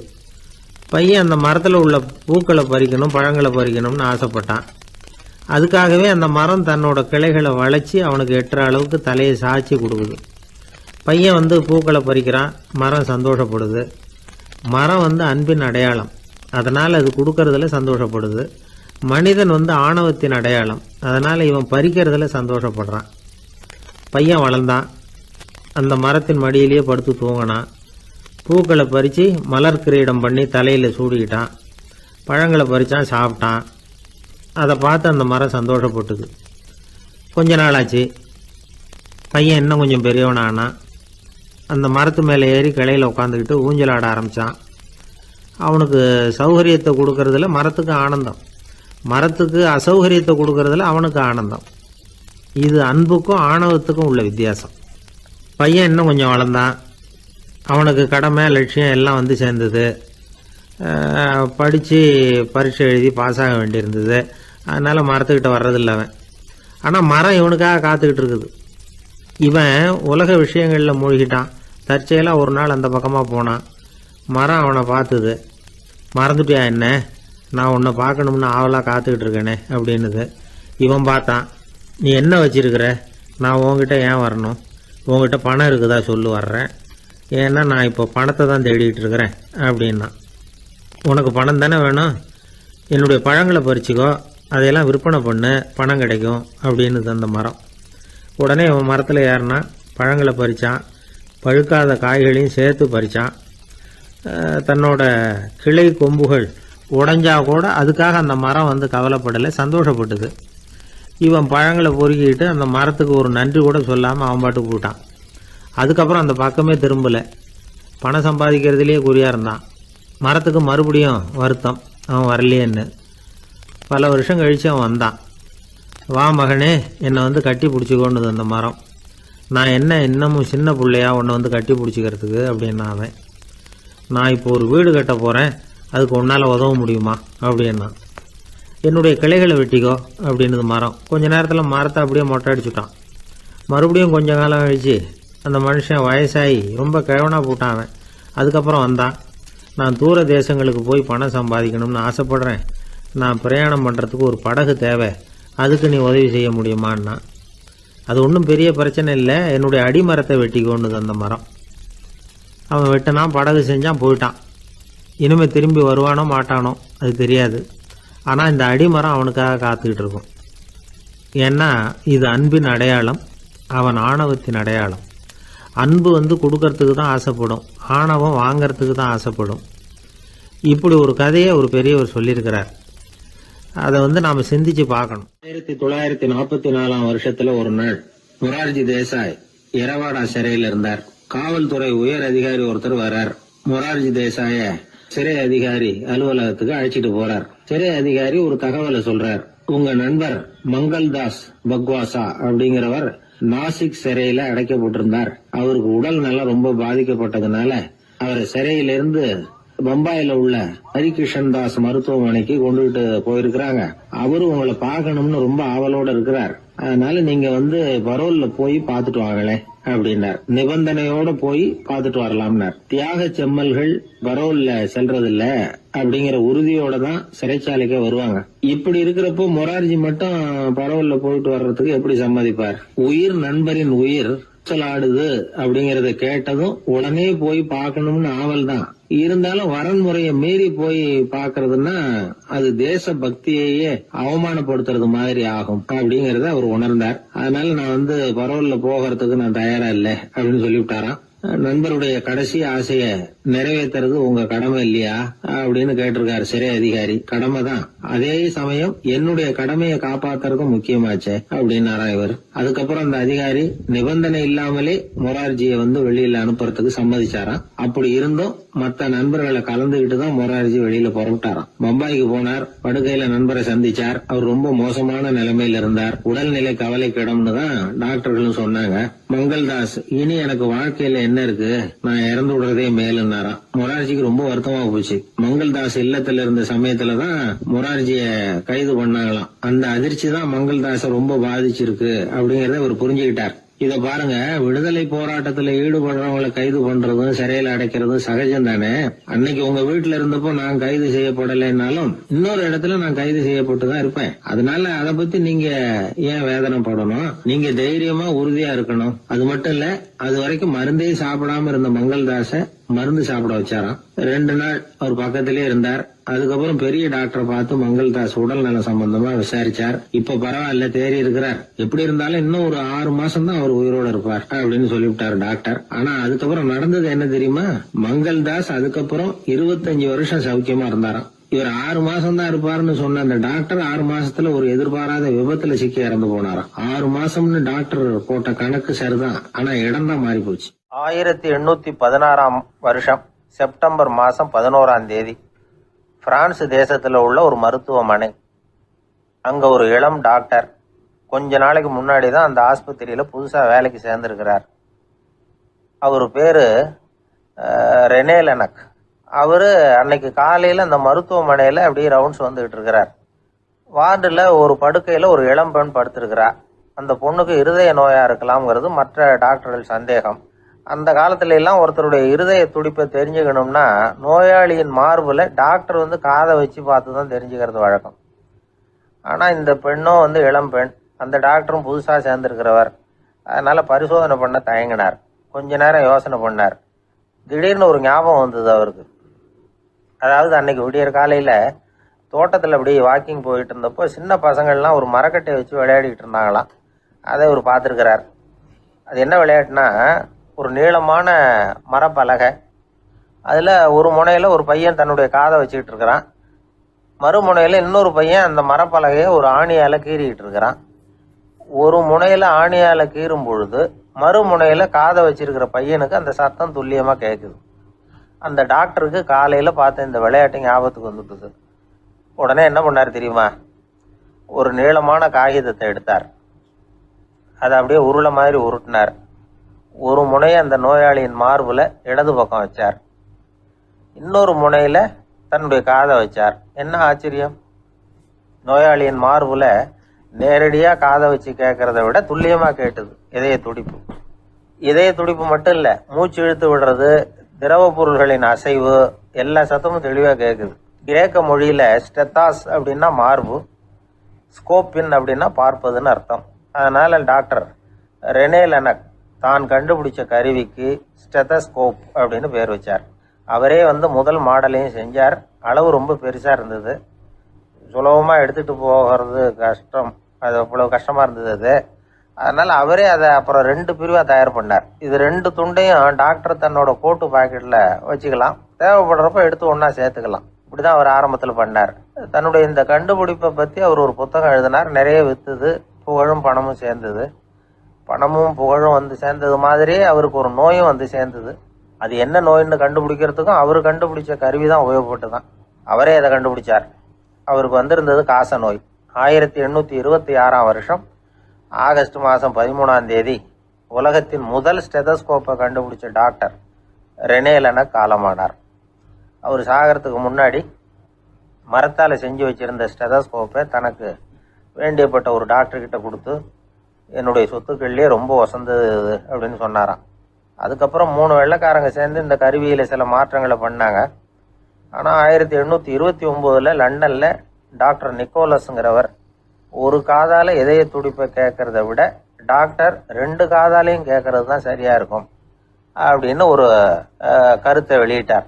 அதுக்கப்புறம் ரொம்ப காலம் கழித்து 1852 ஜார்ஜ் காமான் அப்படிங்கிறவர் ரப்பர் டியூப்களை உபயோகப்படுத்தி 2 காதாலையும் கேட்குற மாதிரி ஒரு புதிய வடிவத்தை அதுக்கு கொடுத்தார்.